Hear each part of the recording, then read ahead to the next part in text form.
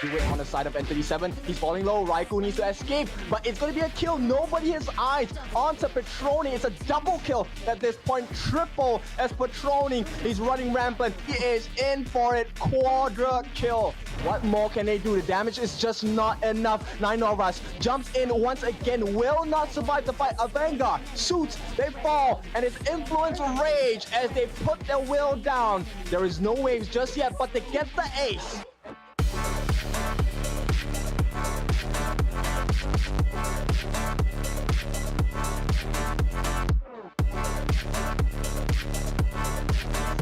Jumping into the backlines. Destro is falling low, will be taken out. Very good play by Ziggy. But on their own backlines, they have been caught. Heartbeat is down. Senshi is down. Not enough damage. June, the last man standing. And Leviathan will not be stopped. They will try for their best. And looks like game 1 will go into the hands of Leviathan. Recovery. Okay, we do see the dash from Destro, which is causing a lot of death here on the side of Malvinas Gaming. Currently a 3-0 trade, 4-0 trade, triple kill going on.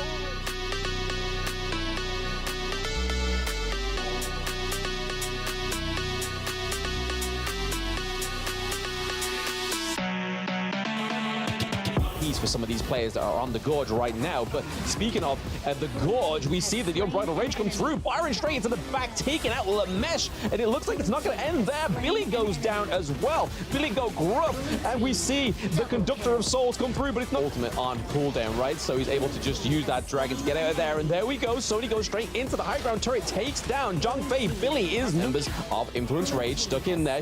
Minions are at the crystal. It is a 3v4 right now. They're trying their best, but Sony comes around and gets another kill. That is Cozy. The Warpool does come through once more. Everybody's here on the side of Leviathan, and everybody's going down on the side of everybody's here on the side of Influence Rage, and Leviathan is going down, and the Vanguard is here. Double kill in.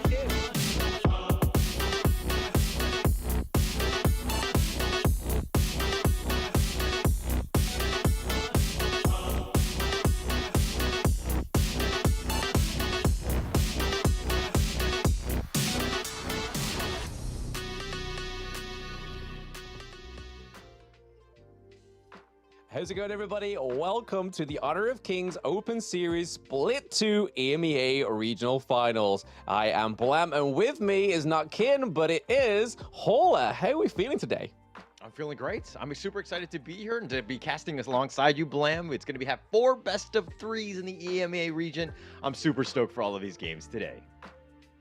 Yeah, I mean, it's a little less of a mystery ticket on this one, right? There's a few teams that we don't really know much of, but there is some teams that have been in the global esports of Honor of Kings since the Season 1 Invitational. And speaking of, is Major Pride in that first bracket at the Game 1, right? Major Pride going against 3BL. And then we have next Ryu as well going against Portugal Young. We have MENA going against Hurricane of Feathers, and then GS against W Gaming. So as well today, guys, those in the chat, you are going to get spoiled with 4 matches overall rather than just a standard 3. I mean, that's exciting, right? Definitely exciting. Yeah, I mean, the craziest part about all of this is that actually 4 teams are going to go home. So this is pretty much all she wrote, in the sense that like every team is going to play to the best of their abilities. They definitely want to shine and definitely to make it to day 2 tomorrow. There's a lot of pressure going into these best of 3s though, Blam. Yeah, absolutely. I mean, like I was saying originally, that there is some of these teams that are already pretty much a staple name within Honor of Kings Global Esports. As you can see on the stage there, Major Pride against 3BL Esports, 3BL being quite a big team, the 3rd seed within the MENA region, and Major Pride qualifying from the CIS region, the Eastern European, but this is their roster: Shizuki, Alimsky, Red QT, Kinesis, and Kashibatir as well. So a little bit of a change from the Season 1 roster and the Open Series Split 1 roster, as Kashibatir is filling into the support role. Yeah, and I think that there's a lot of things that are going well for Major Pride. They're the Eastern European champs. This is a team that has probably the most fanfare. You know, they've done quite a bit in terms of Honor of Kings already, but they need to get to the next level. They need to take that next step. Of course, the finals here is going to be a pretty big indicator of how this team stacks up against these other squads. But again, they have a long road ahead of them. They're going to be going up against 3BL Esports. This is the squad out of Egypt. It's going to be Jotrex, Yash, Viper, Aspire, and of course Ahmed going to be rounding it out in the Rome position. So again, 3BL Esports, I'm expecting big things, at least to keep it competitive with Major Pride here. Yeah, Jotrex and Yarfor I know from other games, so they are experienced in mobile MOBAs. It's probably going to be one of the things that's going to be tying this team together quite often as well, is that their experience from previous games and previous tournaments, right? Because there's been quite a lot of MENA tournaments, before getting to this Open Series points. And 3BL were actually part of the Open Series Split 1, but it didn't quite go well from them there. But it's all about what they do right now, isn't it, Hola? Yeah, definitely. And showing up here, this is the LAN. Of course, you're going to be playing up against them. That's a little bit different than playing from home and, you know, the comfiness of your chair, so to speak. But again, 3BL, this is a squad that if you're looking at right here, the jerseys, I love the logos more than anything else. I think it speaks volumes about this team and just how proud they are. And, this is one of those things where, it strikes a little bit of fear in the enemy team.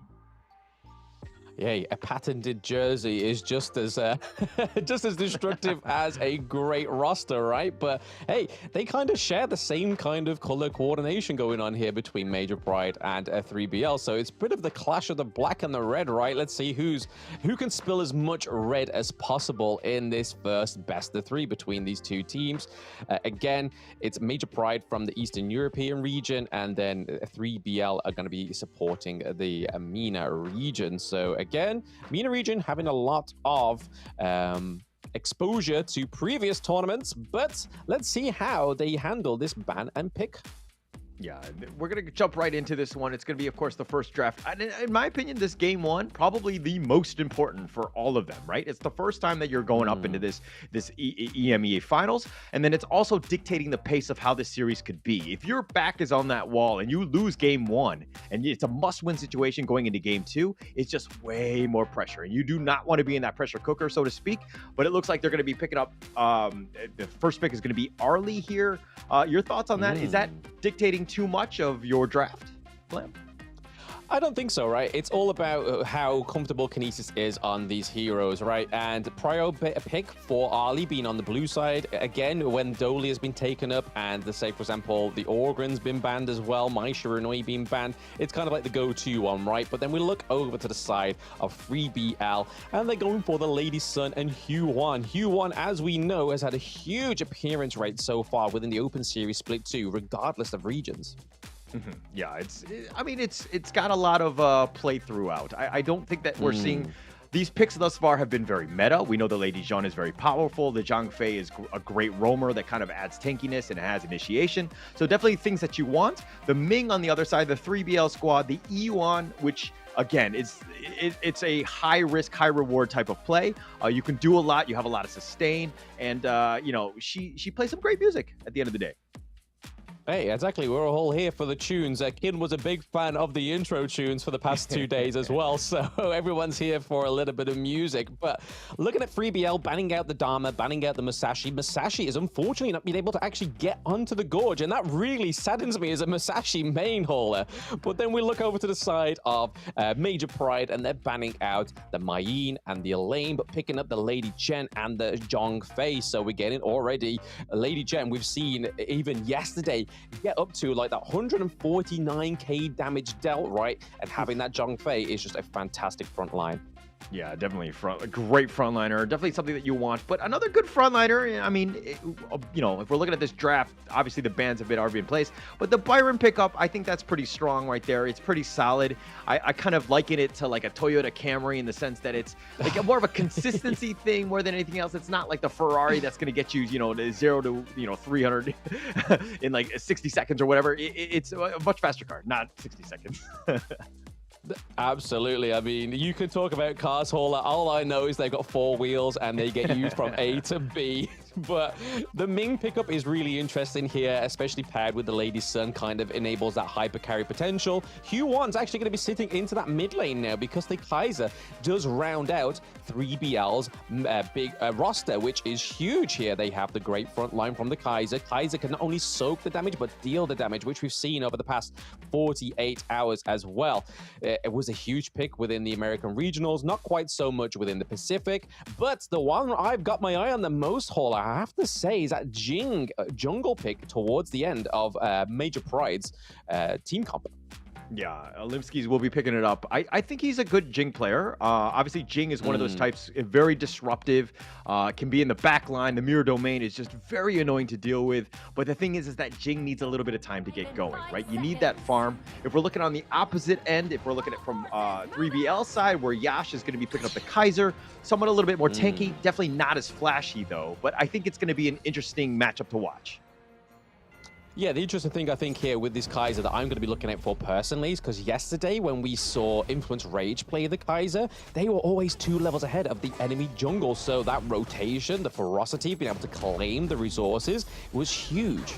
Yeah, very huge, very different. And I mean, if we're looking at some of the other, the regionals that you saw, most of the games just went to a quick 2-0, right? Not to say that the games are very quick, but we didn't really see that third game. And I think when teams get to that level where they're really contested and you have that game 3 again, where again, everything is on the line, it makes for the most interesting and plus the most amount of pressure for each of these teams. I'm expecting to see at least 1 or 2 of those at least today. Oh, absolutely. I really hope so, because that's when you get the sweaty palms and the sweaty attitudes, right? But Kinesis going in here. Yeah, it's just going to be a little bit of just, I mean, he's going to step away. He's going to be fine. But, I mean, the boars are the most important thing at this point. 3BL, if anything, they've been very aggressive. They've been trying to invade the enemy jungle, make Major Pride play a little bit differently. But First Blood is going to be given up in the top lane. Yeah, hopefully we get a little bit of a replay for that, but Shizuki getting some fame onto the Gorge, right? Major Pride, again, for those new tuning in at home, we're a team that went through Season 1 Invitational, not picking up a single round. Being able to get kills was probably their biggest achievement. Oh, it looks like it's going to be smited here, but the mirror domain, that's going to be started, and they get Joe Trex once again. Oh, it does go down, and it looks like they've gotten 2 right there. Yes, absolutely. That was like chef's kiss, right? We honestly thought that Yapo was going to be able to get out of there, but hey, that mirror domain just does absolutely amazing amounts of damage, right? And this is the thing I came here for, right? Here's the replay for Shizuki getting that kill, being able to get that range attack onto the Byron. That's the only weakness of Byron, right? Once you've exhausted that leap and knock up, you've got nothing else in utility to actually try and get out of there or try and make another counter engage. Yeah, you need to figure something out right now. You're behind in terms of net worth, about 1K. 3 kills have gone all the way in favor of Major Pride. They've kind of, again, they've been very good, right, in terms of just reacting to what 3BL have thrown at them. They're in a pretty decent spot. I mean, look at, he's going right in, mirror domain. Right off the bat, they're just going to do a lot of damage with the reflective assault as well. And Yash is up in front. Kaiser's there, but he's actually not going to commit for this. They're on the run now. They're turning this around, and they go for but looks like that's going to back. Yeah, I mean, that was a great deterrent right there, Hauler. We saw that the Unbridled Rage come through, really just pushing away 3BL, because if that wasn't the case and that didn't happen, I think that without that deterrent there, it could have been a no-holds-barred for 3BL. Oof. The Rolling Rage is doing some decent amount of work. Kinesis is going to have to recall back to safety. But if we're looking in this mid lane, at 3BL, it's all about objectives. And I like the fact that, yeah, they're losing, but they're putting the pressure on them and forcing MP to kind of react to what they're doing.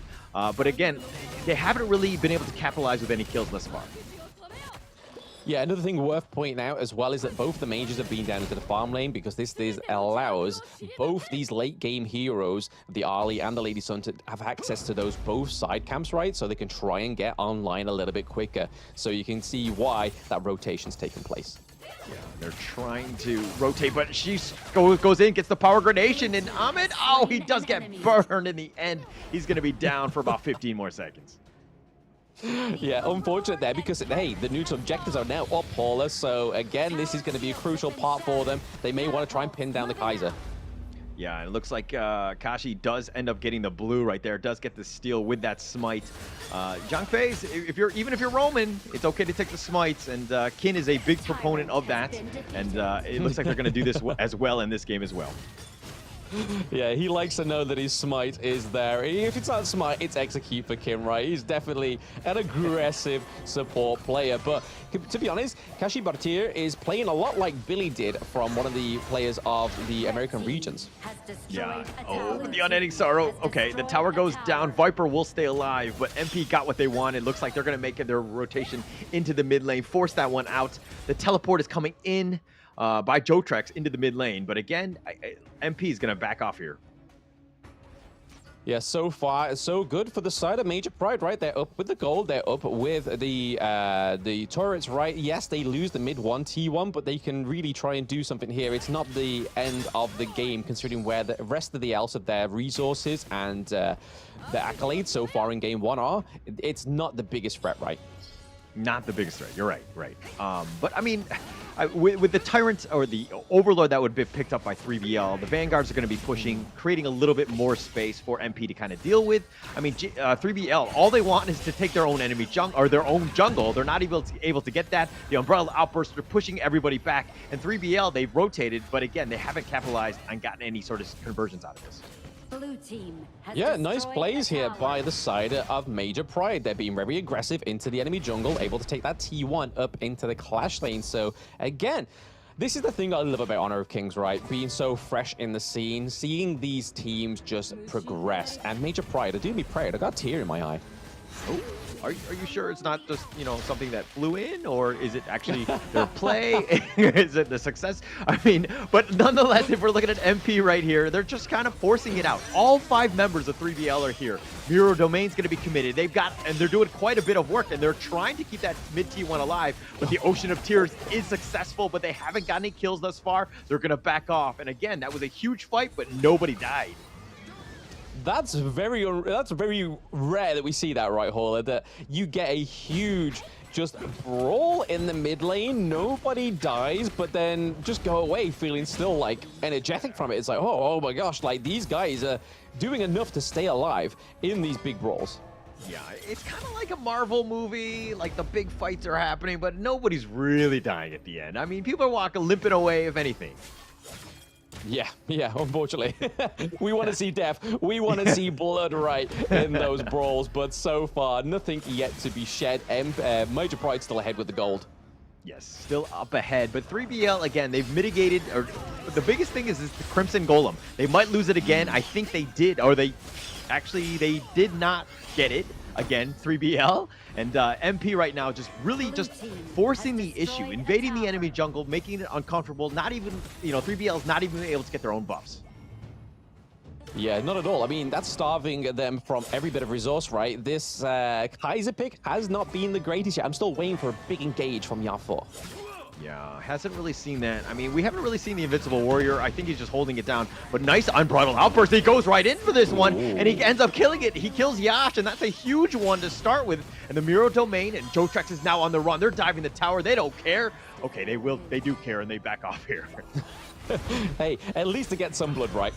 Yeah, a little bit of blood, the flash away, and he does end up getting Aspire on that one, and they've gotten the bottom T2, and again, MP right now, everything is going their way.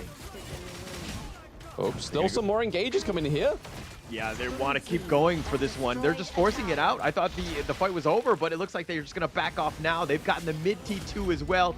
3BL not able to just kind of defend. They're just trying to deal with the minions and just trying to slow the game down, if anything.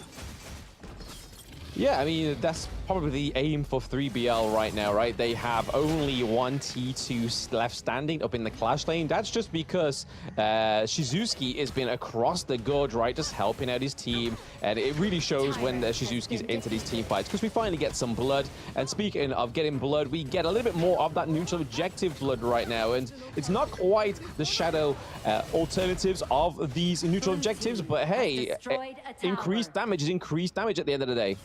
Yeah, and Major Pride right now are doing such a good job of just attacking on all fronts, taking all the objectives. I mean, just making it very difficult for 3BL to find any sort of farm. Look at this, Yusuke. He's going 1 versus 2. He doesn't care. He knows he's the strong one. And Yash down again for the count.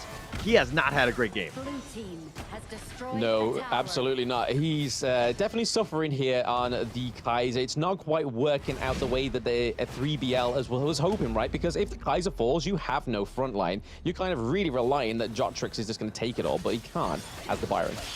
Yeah, and Jotrix, speaking of which, he's going to use a force field suppression just to go to his own demise. He's going to be killed, but they get Kinesis. That's a pretty big win for them. That's going to be 1 for 3 and 1 for 2 on that fight as Yash respawns at this point, but they've lost the top T3, and this is a huge one for 3BL. Yes, Major Pride able to finally take up that higher ground turret. You can kind of see with that gold graph on the screen there, guys, watching at home, that it is a telling tale, right? It was a little bit shaky within that mid part of the game. We saw that 3BL was trying to actually get some of their resources, but now we're seeing a different story. Major Pride just been able to just capitalize on taking all their own and their enemies' camps. Yeah, and can't get anything. The Unbridled Outburst pushing them away. 3BL wanted to fight for that one, but again, the Unbridled Outbursts have been great in terms of control, and they've pushed everybody back. If they want to go for the Overlord, it's pretty much fair game, but, you know, this is a 9-1 game, 7K net worth lead for MP, and again, a very difficult situation for 3BL to come back in this one. It's a bit of a play, right? MP are just like, hey, we don't need the Overlord. We're actually doing pretty well in the lanes right on our own. We don't need Vanguard's crutches. Yeah, we're just gonna go and kill you. Jotrix is already down for the count. The Invisible Warrior, he gets Ocean of Tears. He gets slowed down, and Shusuke gets a little bit low. Does need to be careful, but he limps away. No, he goes down. So they've gotten something, but they do end up getting Aspire in return, and they're turning this. They've gotten Ahmed as well, and that's 3 thus far, but can they get more? Yash is trying to run. He's trying to get to safety. No, he's gonna get sniped out. Alim gets the double, and now they're trying to just force the face. They don't have the minions, and Alim just how many dies at this point?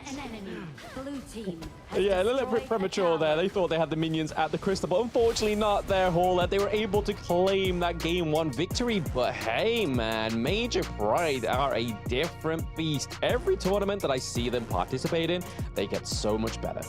Yeah, they're getting better. You can see that one. That was a bit of a stomp for them. They knew what they needed to have done.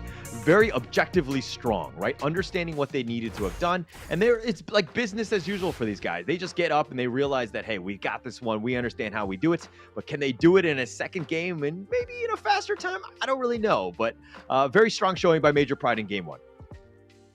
Yeah, very much business as usual for him, like you said there, Hauler, but also very clean, very precise with it as well. Because we not only saw the fact that there was brawls, but both of these teams were surviving. And Major Pride knew where they could take these kills, where they could take some of that gold lead as well. But overall, I think their attendance on the Gorge was just massive, right? There was no point in that game where you're thinking, where's Major Pride? What are they doing? And it was just like, Major Pride is clear. They know what they're doing. They've got an objective in mind, and it is to destroy. Yeah, to destroy, to kill. I mean, they like four of their members have just died once, right? Kashiba not dying a single time. I think he had a great game. A lot of control. That's exactly what you want out of your roamer. But Kinesis, man, 6 kills. The guy was on point, right? He wasn't even fully itemized, right? He went for the Doomsday first, then into the Shadow Ripper, then into the Eternity Blade, which on an Ollie is going to be pretty strong anyway, but you haven't even built that Daybreaker yet, so that just makes it more fearsome. Same with the Jing, going for the Axe of Torment, obviously needing that armor piercing against the Kaiser, and it really showed there as well as the Byron. It's a well-needed piece of equipment when it comes against those two heroes, and the damage dealt is really showing that right there, Hauler.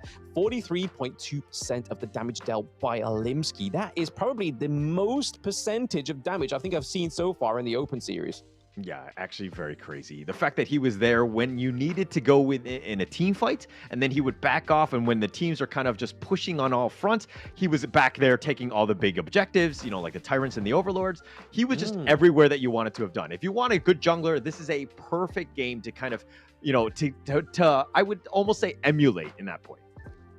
Yeah, I mean, It's Jing's debut into the HoK Open Series Split 2 as well, so what a debut to have such an aggressive play, and we've seen the mirror domains come through. That nice double kill as well in the early game onto the Kaiser was huge, but like you were saying there, Ola, Jing was just not always in the team fights, but it was always getting the neutral objectives. It was very clear that Alimsky knows what he has to do as a jungler.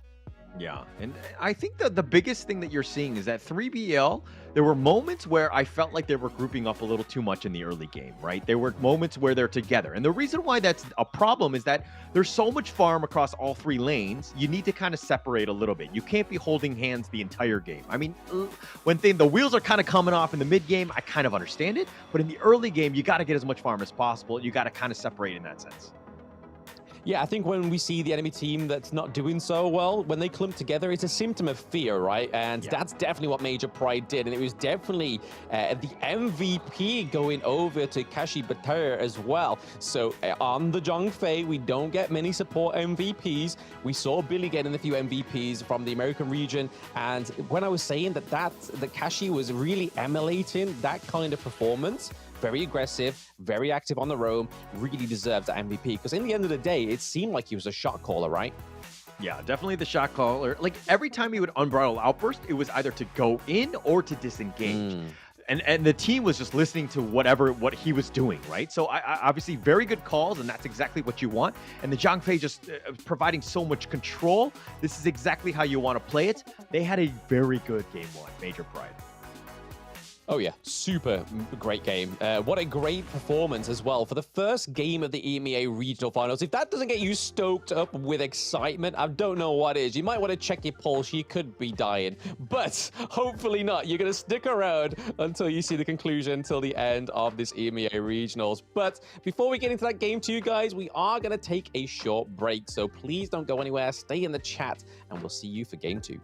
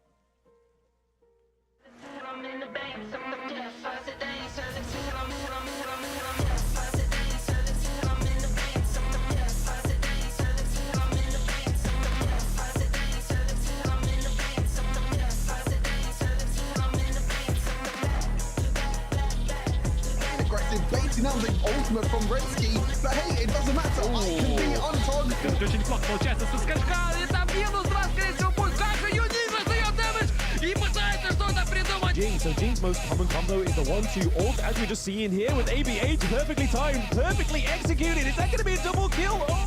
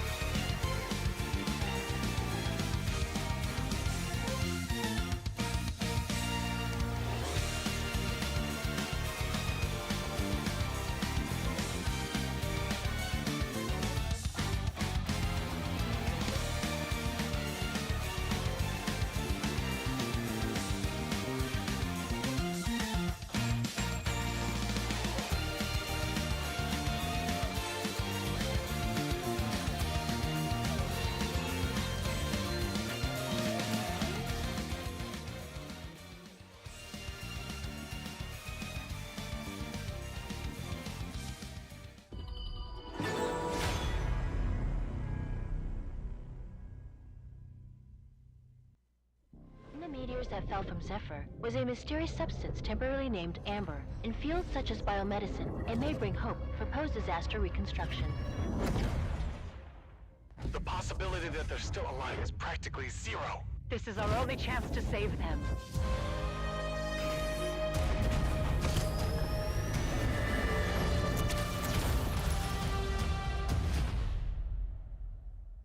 Doctor, we received a weak signal from Zephyr for the first time. Zephyr! Rescue!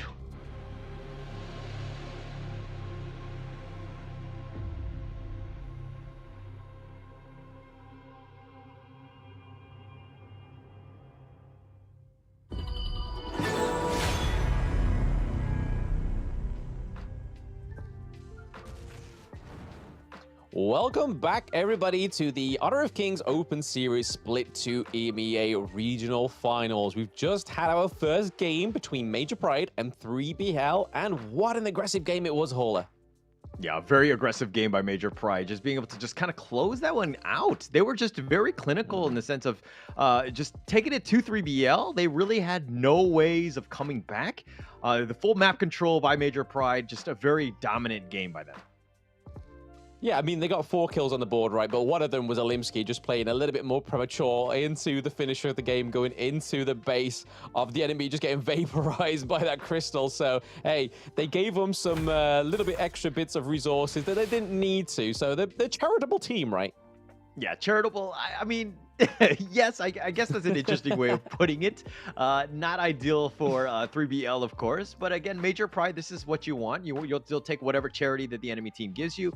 And you don't want to give up anything. And I think Major Pride did a great job of that, of just shutting the game down. When good teams are really good at closing out games when they have a lead. And I think Major Pride did a great job in game 1. And they want to continue that going into game 2. Yeah, they ban out the Orgrin on the side of 3BL and the Mai Shiranui once more, but then we look over to the side of Major Pride again with another major power play banning out their own Arlie. They're like, hey, we are not blue side now, so we're not going to get that priority pick for the marksman ourselves, so we're going to ban it from you. They do pick up the Lung on the side of 3BL, but Major Pride sticking with another staple pick, that Lady Jen.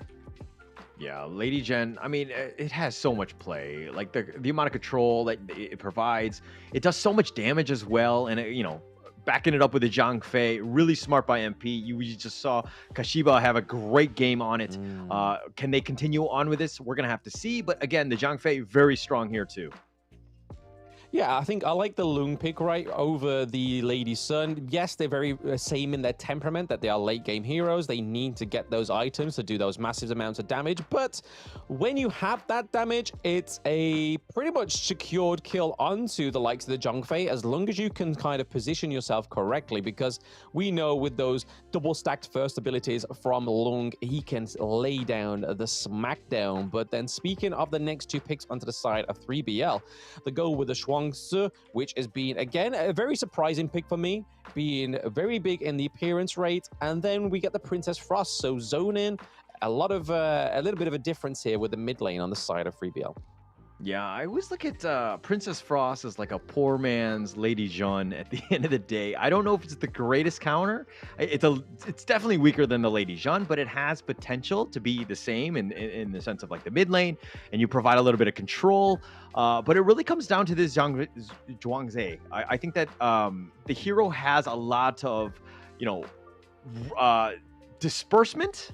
And it has a lot of control that they can have, right? The kaleidoscope just provides a lot in terms of just zoning people away. And that's kind of what you want, because you want to keep your Princess Frost and Lung as safe and the enemy team as far away as possible.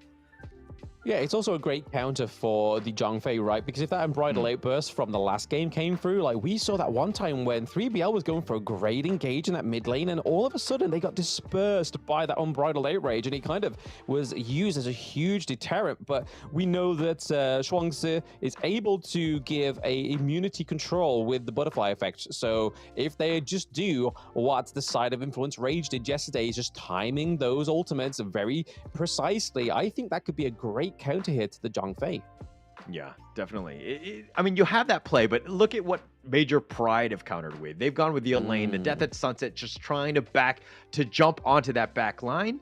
But 3BL, this is the chess game. They pick up the Charlotte and the Menki, of course. Yeah, very interesting. They're like, hey, Shizuki had a fantastic game one with the Charlotte. Can we have that? Is that okay? Can we try it? Jotrix is going to now try and finesse the Charlotte pick. But then we lock in with the final pick on the side of Major Pride being the DRNG. Again, probably not one of my favorite farm lane heroes, right? We could have had obviously Marco Polo got banned towards the end there, which is a great counter towards the Lung. I'm pretty sure Kin's watching at home saying, hey, where's my Marco Polo? And then didn't come out.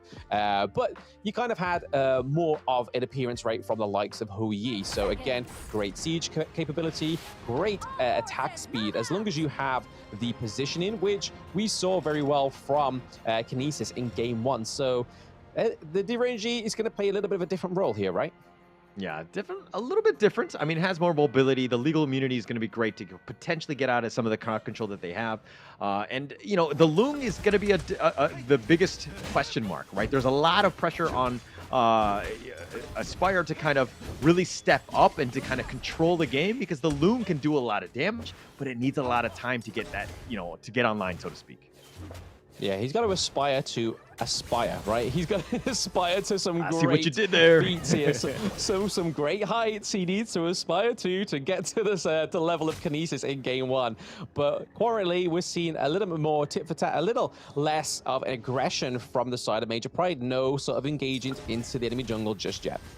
Yeah, not just yet. I mean, they kind of went with this in terms of game one, where they're a little bit slower. They let 3BL be the aggressors, but while they were being aggressive, they weren't getting any kills. MP took advantage of that, just stayed in the lanes and got as much farm as possible, so that they had a much better early game, which kind of propelled them into that awesome mid to late game, where they were able to close the game out. So MP right now, Kashiba, playing a little bit dangerously there. Yeah, I like how Kashibita is playing this Zhang right? He's kind of using it as intel. He is pretty much being a roamer, not a support, but a roamer, because Derenji's not getting any support right now. He's just trying to offer that intel to the rest of his team. We see that Lady Jen is going for the rotate here. Red QT and Kashibita are now back in the farm lane. Yeah, and I think this speaks volumes about Kinesis. So the fact that he can play solo, right? He can deal with the two heroes in his lane, so that Kashi can kind of, you know, roam and be a nuisance in the, you know, the other lanes and affect the map throughout. But you know, I think that this is a team that's really starting to find their groove. They're really starting to grow. Yeah, there's definitely an entity here behind Major Pride. We saw there was a bit of an identity crisis in Seasonal 1 Invitational as they lost to... I mean, they're not just easy teams that they lost to, right? They lost to BKS, they lost to the likes of Alpha 7, really big Brazilian teams, right? Really established teams within the scene already. So this is a great case for those that may be going into the Open Series as a bit of a community team. They may take defeat very hard, but this is what you can do when you learn from your defeats, right? Yeah, it's the biggest thing, right? You either win or you learn, and I think that, you know, the learning, unfortunately in my case, there's a lot of learning involved, but I think the teams as well, it's a big thing for them, especially when you're playing as a fiver. But in the top lane, a little bit going at this one, little bit of a skirmish in that top lane, no real damage, no kills. We've still yet to see the first blood, but again, I think 3BL really need to learn, and they need to learn quickly. Yeah, they need to adapt, right? They may be a little bit more accustomed to this kind of tempo that they are displaying. It's kind of a little bit like a two-step forward, one step forward, two steps back, because they kind of try and go for an engage. They go back to safety, try and gain up, but then it's kind of like Major Pride just taking a 3 steps forward and not turning back because they're just being so aggressive, and taking their farms, going into their jungles, really showing that. Oh, nice Dream Roam connecting onto 2. That's a huge one, but the Unbridled Outburst, and it looks like Kinesis is going to go down. He's going to give up first blood, but now here's the return kill. Are they able to get him? Ahmad is going to be on that target list. They do get him. They get the Stampede as well, and Kashiba in a bad spot. He's going to be focused. He's going to be killed, so they did get some kills. The Infinite Fastness, the Death at Sunset as well. He gets the Meteor kill. He does on top, but the bubble keeping him alive, the Lingering Dream, and it looks like he's going to be focused here. The Meteor kill, he wants to turn this around, and he's just going to go down, and that might have been a bad spot for Major Pride there.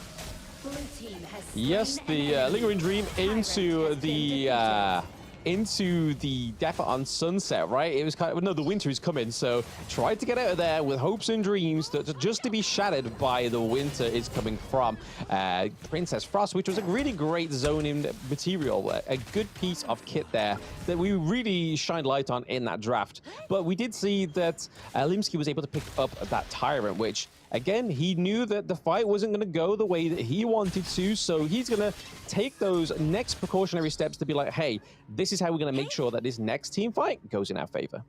Yeah, and I think build for the late game, right? Olimsky, we know that has the potential to carry. Just get your farm, right? Understand that we will give up first blood like some games, about half the time, I would say. But it's still a moment where you need to play for the late game. Understand how to play for like the winning, the winning condition, so to speak. I think that this is a situation where MP understand that, hey, the game is not over in the first 5 minutes. Yeah, maybe that's what they had their head cleared in that break, right? It was like, hey, we can't lose our cool this early on, because that's kind of what happened with 3BL. They kind of lost a few lives early on, and then maybe they just came unlevel-headed. And right now, we're seeing a little bit more of the same old from MP. They're trying to get those aggressive engages. Yeah, a little bit of aggressive here, but I mean, one thing to take note of, Kashi didn't even die a single time in game 1. He's already died in this one. So a little bit different. 3BL realizing that, hey, we need to change up the strategy, but the Unbridled Outburst connecting onto 2, and infinite fastness, he gets on out of there instantly. He does not want any of that.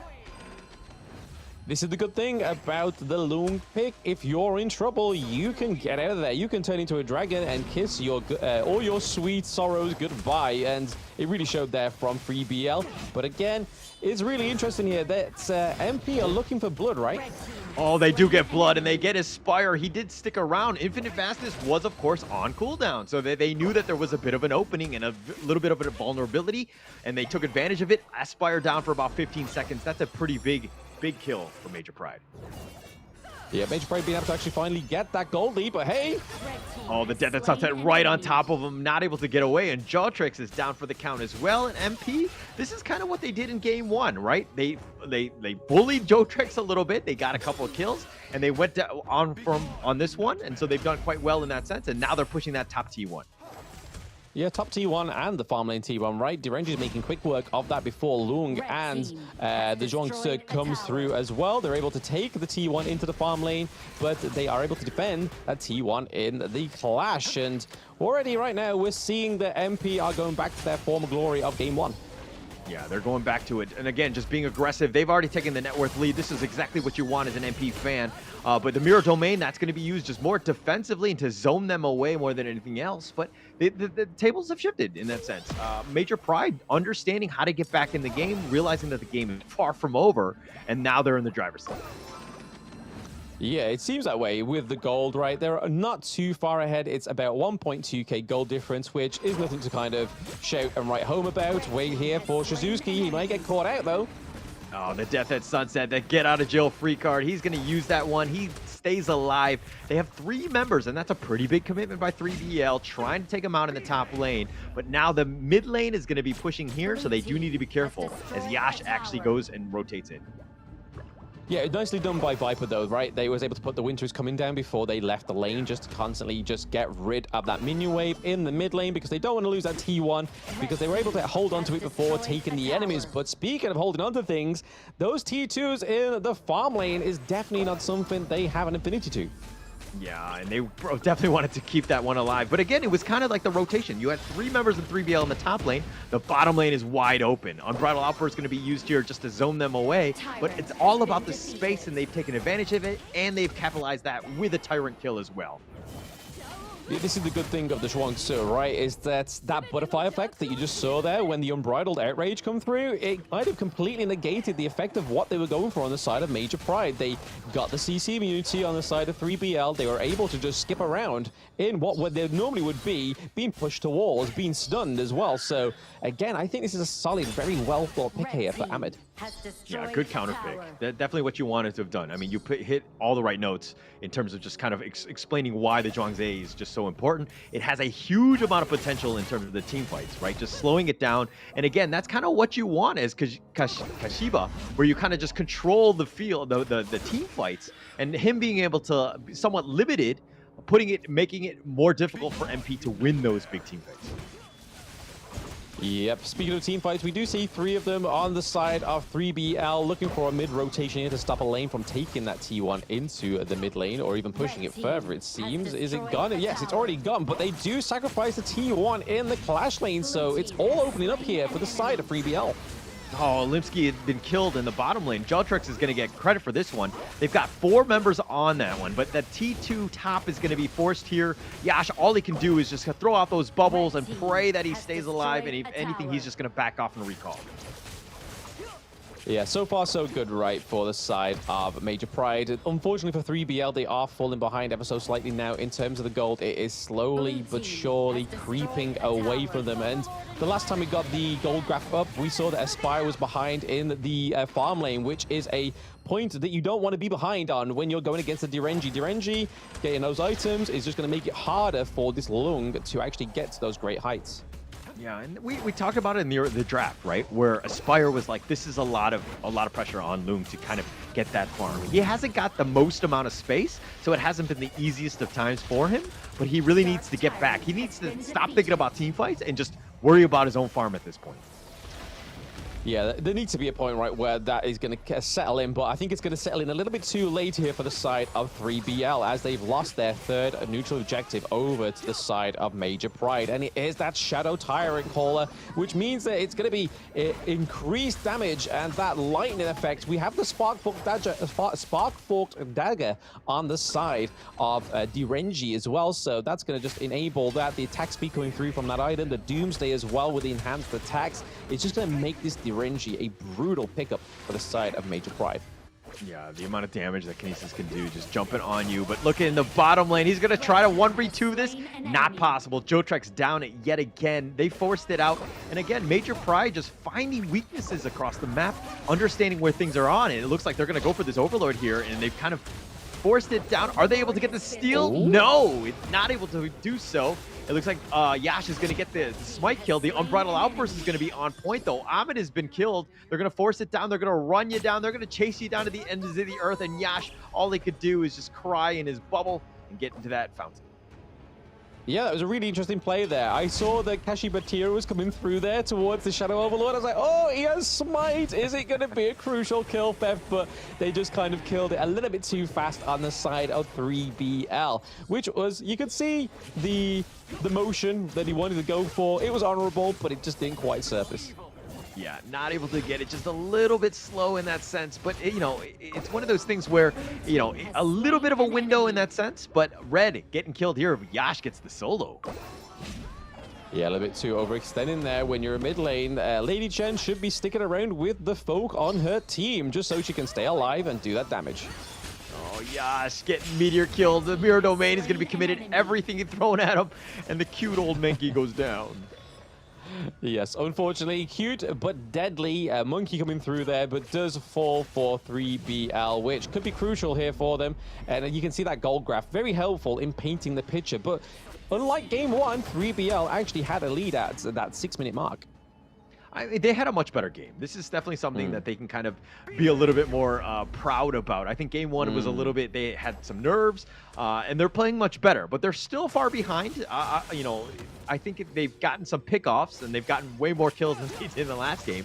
But still, this is a situation now where how do they get space? How do they get back in this one? And Jotrex is pushing the top lane, so that's one way. Yeah, like you were saying there, Holly, you can kind of see it with the macro play for Charlotte, but okay, this mid lane play. Yeah, Viper's already down. The Death at Sunset, that's going to be committed. The Moonlight Flash back to safety, and they've gotten Aspire as well as Viper. Jotrex, they're blowing you up. They've gotten everything, and a triple kill going the way of Kinesis. They're taking out all the T3s, and they're looking to end the game here. This is the problem, right? When you have the Schwangs, as if it falls, that butterfly effect is not going to come through. What does come through for Major Pride is that 2-0 victory. Quarterfinals is already being done for them. They head to the semifinals. Unfortunately for 3BL, they learned a little bit too late with that one, right? We were saying towards the end there, Holler, that, hey, maybe we was actually going to see a bit of a turnaround for 3BL, but in this format, you can't wait for that turnaround. You have to make it happen yourself. Yeah, and I kind of liken this one to, like, chess, right? In the sense that you're going up against a much more experienced veteran player, right? You might know some early game openings and you might do well in like the first, couple of turns. But at the end of the day, the vet and the experienced player is going to know what to do. And they're going to get back in this game and they're going to take over, right? And that's kind of what we saw here with Major Pride being that vet.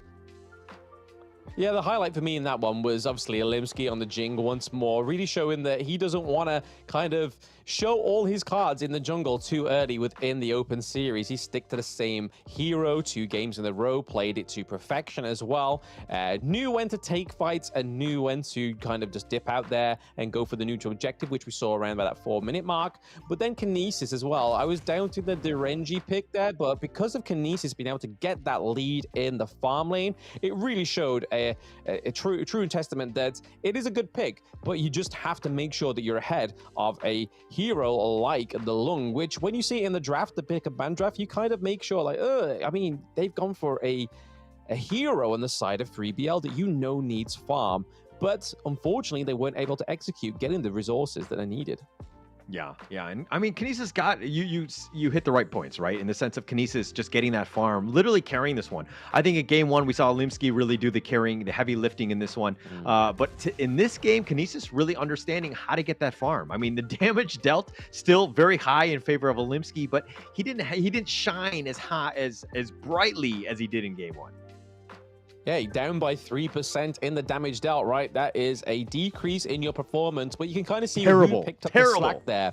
Yeah, how dare you drop 3%? But you can see here that Kinesis is able to get that 28% of the damage, which really just shows to what we were saying in that game closing comment, right? Was that the Derenji was able to farm up. Kinesis did a fantastic job to get that itemization on the board. And you can see towards the end, like most builds with the Derenji, you go for quite a bit of defense towards that end. But again, the goal graph a little bit different there. Like you just saw, a heavy little bit of favor for the side of 3BL in the early game up to that 6-minute mark, but then the rest was pure domination by the side of Major Pride.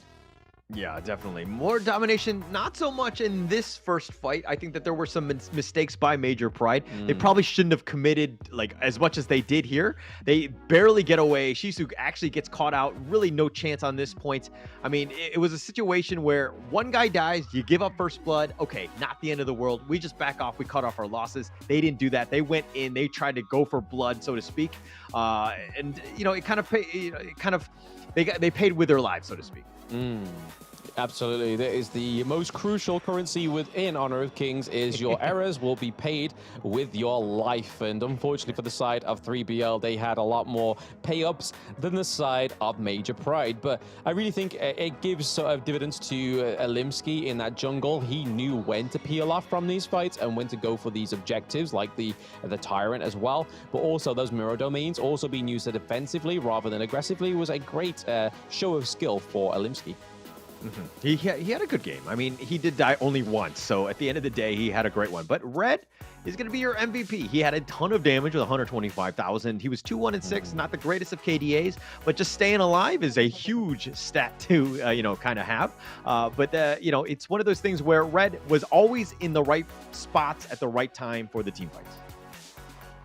Yes, I mean, does that QT stand for quick time? Because, I mean, like you said, he was in the right time at the right place. But once again, the Lady Gen just showing how much damage is actually a potential with this hero. That, again, over 100k damage dealt for the mid lane is pretty huge and sometimes unheard of with some other mid lane heroes.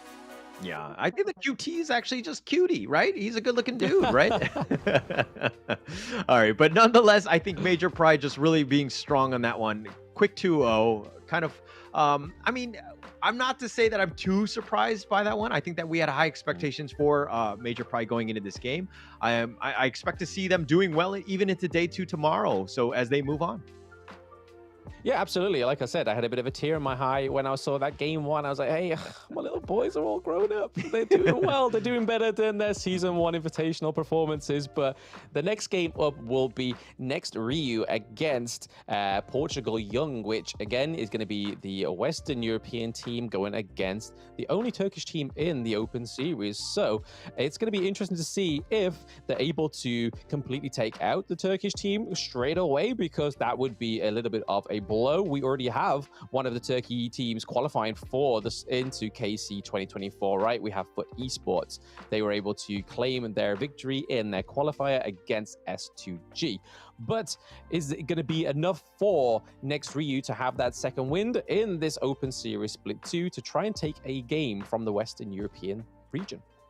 Yeah, it's going to be an interesting one. We're going to have to find out. That one's going to be the second match that's going to be coming up, and it will be up in about 23 minutes. We'll see you then.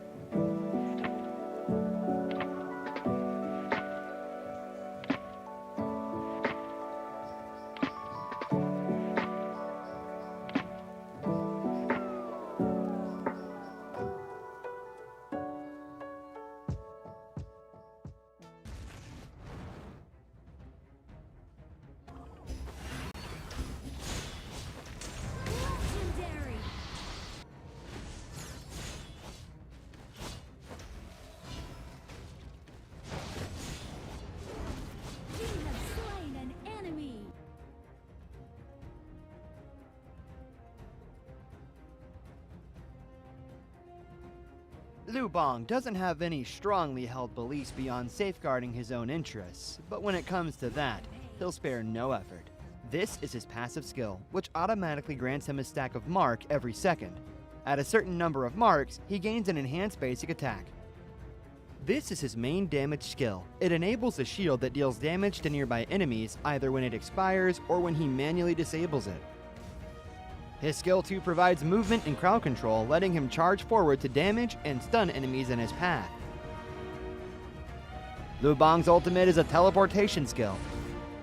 It provides the selected teammate with a shield and after a short delay, teleports him to the teammate, restoring health to teammates within range. Upon arriving, Lubong also gains an extra movement speed bonus. Notably, the longer he channels for, the stronger the shield and the greater the magical damage dealt by the teleportation. This combo is great for protecting teammates that are being overwhelmed. First, select a teammate to provide them with a shield. As he starts channeling his ultimate, activate skill 1 and wait for the channeling to finish, or tap the ultimate again to teleport. Then, use skill 2 to dash and stun enemies, followed by stage 2 of skill 1 and an enhanced basic attack to deal burst damage. This combo is mainly used to protect your team's carry. It utilizes the ultimate shield and magical damage to help teammates block fatal damage and gives them an opportunity to counterattack.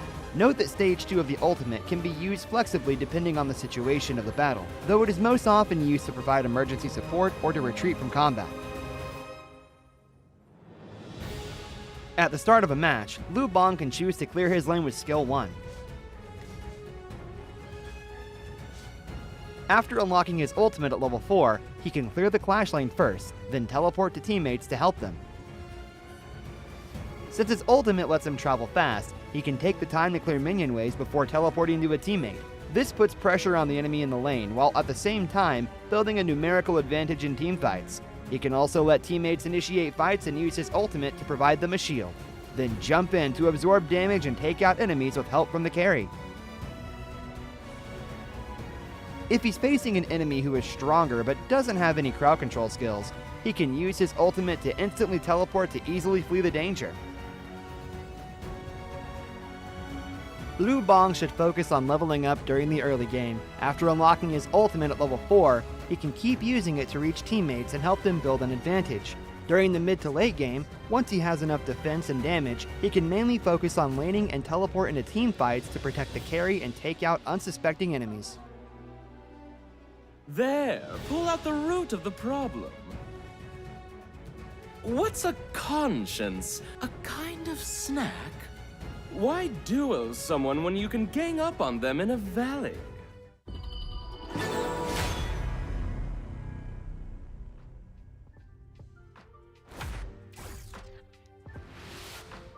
How's it going, everybody? Welcome back to the Honor of Kings Open Series Split 2 EMEA Regionals Finals. We've just had our match 1 between 3BL and Major Pride. Major Pride taking 2-0, but next up will be next Ruya against Portugal Young. Yeah, and it's going to be the Turkish champs next Ruya, and they're going to be going up against the Portuguese squad, the Portugal Young game, the Western Europe's second place team. So that's going to be an interesting one. But again, this is one of those things where it's a best of 3. If you're eliminated, you're unfortunately out of this one. Yes, absolutely. We shall have to see what they have in offer for us, because like we were saying in the introduction to the EMEA finals, right, that we didn't really know what was going to be waiting for us with Portugal Young, right? Yeah, we didn't really know what to expect on this one. I think that there's going to be a lot of pressure on that squad. I mean, the Turkish champs, you were talking about them a little earlier today. How about you talk us through some of these next Ruya squad members here? Absolutely. We've got Liz, we have Rap, we have Ryu in the mid lane, we have Quasir in the farm lane, and then Bobnet in the support role. And some of these faces will be a little bit familiar, especially Liz and Bobnet. They will play it on IWNRX.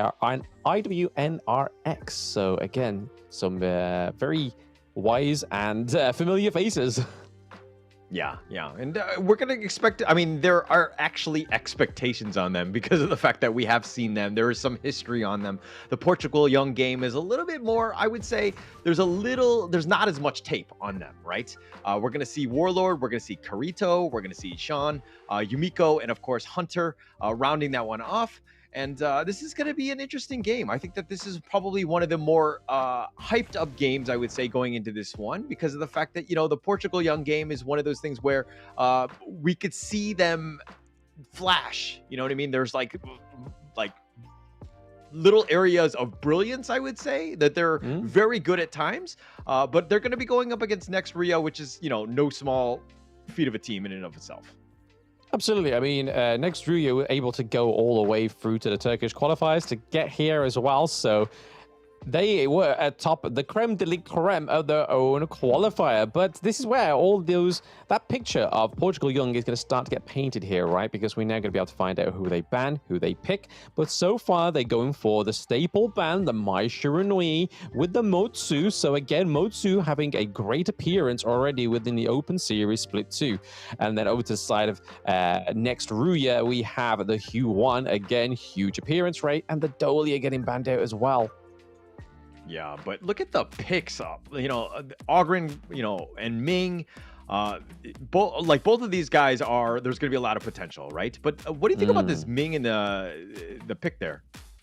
Zhuang. Yeah, I mean, Ming is definitely going to be support, right? So the Zhuangzi is, in my own ranked games, it's been in the Clash lane. So is that what they're going to go for here? Or is it going to be in the mid lane, which we have not seen in a competitive game before, right? We've been to EWC. We've both casted Season 2 Invitational. Never have we ever seen that, right? That's a little bit of a throw off here. My brain is quite scrambled. But it makes sense, doesn't it? Because they've gone for the Zhongfei.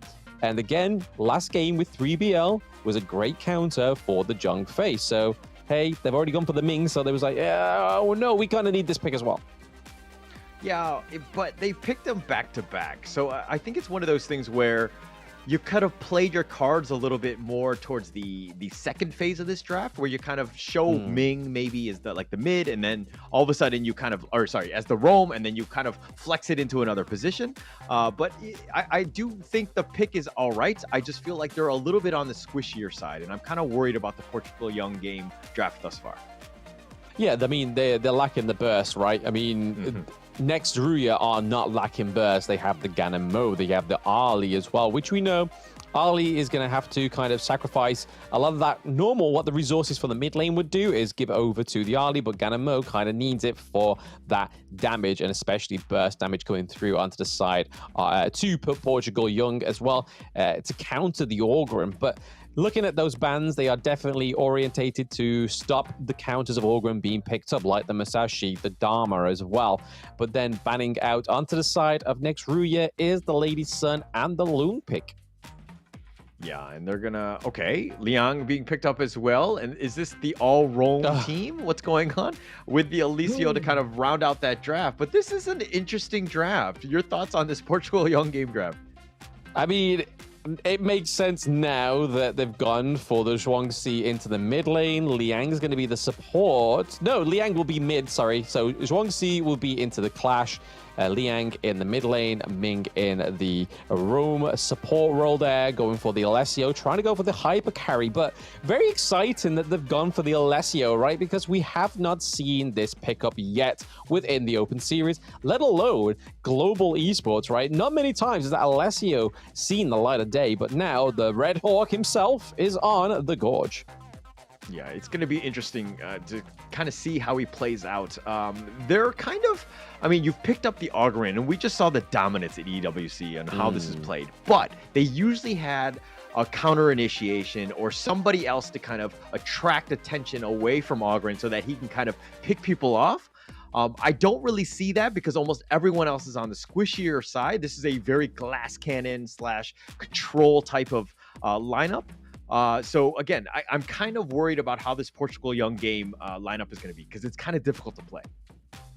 Very difficult, right? But they got to have had the brains behind them to go for this draft. There's a reason for everything. At least I would like to think so. All the rest of my beliefs in the world will just topple over the shoulders, and I'll just be a shell of a man after this game, this series. Be like, oh, what have we just witnessed?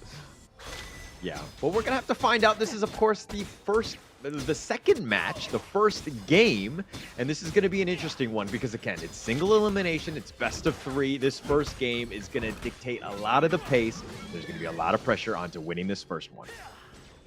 I mean, so far we've seen the team comp here being 2-2, and then kind of the Orgren's going to be split between the Clash and the Jungle here or something, because the Zhuangzi is looking to kind of stay around and help the Liang because he's going head-to-head against the Ali, which is probably not the best matchup here for the young mage itself, but I'm just a little bit baffled here. Yeah, they're going to change it up. I mean, you know, at the same time, next Ruya have kind of shifted as well. They're realizing that, hey, if they're going to play a little, you know, off meta and different lanes, we're going to do the same thing. And we're going to just try to get the best lane up matchup that we can do so that, you know, Quasari can get his farm and really carry this game. Yeah, so far they're looking like a 4-man re-rotate here down to the farm lane. We see Ali now taking that default position into the farm lane as well. Yeah, and they're gonna, okay, now the teams are kind of have a slightly more stock standard, I would say, laning phase. Quasari has made his way to the bottom lane as well as Bob. But look at Portugal young game right now. They seem to be sticking with this whole hold hands. We're gonna go for this one. Gan and Mo, the Death at Sunset is already gonna be committed, and Kirito is gonna be fine. He's gonna be, just barely gets away. The flash from Ryu, he's gonna stay alive, but NRX is gonna stay alive with all 5 members. Oof. Yeah, Shun did a lot of damage there. We didn't see any kills go over to the side of Portugal Young Gaming, but we kind of saw the little bit of fate and the zest behind this draft, right? Like, we saw quite a lot of damage come from Shun there, aided by the Ming, because we know amplifies the damage, but also can do the damage reduction as well onto your opponent. So when you're going against something like the Monkey and the Zhongfei, it kind of makes sense. Definitely makes sense. And but you know, it's an interesting early game. Already 2 minutes in, we're seeing a little bit more skirmishes. We're seeing them really, like PYG right now, just really forcing or controlling and making sure that they're defending all of their objectives. Super key, ensuring that Hunter gets as much farm as possible, gets those buffs, which is super important for him to just kind of get farm. Yeah, they got to be careful how they navigate this part, right? Though it's kind of like they split the map in the middle. Like, mid lane is pretty much, hey, go and clear it, and then we'll go back down to farm. And then you can see the Orgren has not actually made his way to the Crimson Golem side of that map. He is literally sticking around the Uzuro Golem and just taking that and taking the Clash lane. But it's kind of working out for Aruma. He's ahead of the gold of the enemy Monkey, who's just doing the kind of traditional jungle route. Okay, PYG right now have done 2 things, right? The first, it feels like everybody on PYG right now is a bot and they're just following Hunter around, making sure that he gets as much farm as possible. The second piece is the fact that they're all grouped together. It makes it very easy for our observer to ensure that we track where PYG are at all times. But here's the blast, the Dream Roam. They're going to look to go for this one, but he gets so low, and he's going to go down. The Conductor of Souls is on point. Bobnet is going to get low as well. He's going to be killed, and Hunter, you were talking about the only hero that's alive gets the triple, and the rest of the bots are just attracting a lot of attention, but the Death at Sunset is on point, and they do end up killing Yumiko, but they try to chase with the Path of Passing, and Hunter is not scared. He gets yet another kill.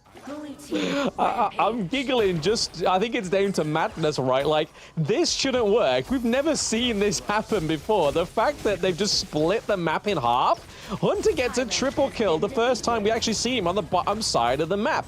And that just went really good for PYG. Yeah, it really went well. I mean, like, Hunter is level 8, okay? Putting that perspective, no one else is higher than level 6 on NR right now. This is a great spot for him. They've done a good job. They know that Ogren is very strong, and Hunter is piloting in very, very well in this early game. Yeah, I kind of get the whole idea that keeping the one side of the map to the Orgren and then keeping the Clash lane for him as well. You don't have to travel as much, right? It's the lazy man's Orgren, but it's working. He is 4.1k to the enemy's 3k gold, and he's building some of those items. Itemization is steadily coming through.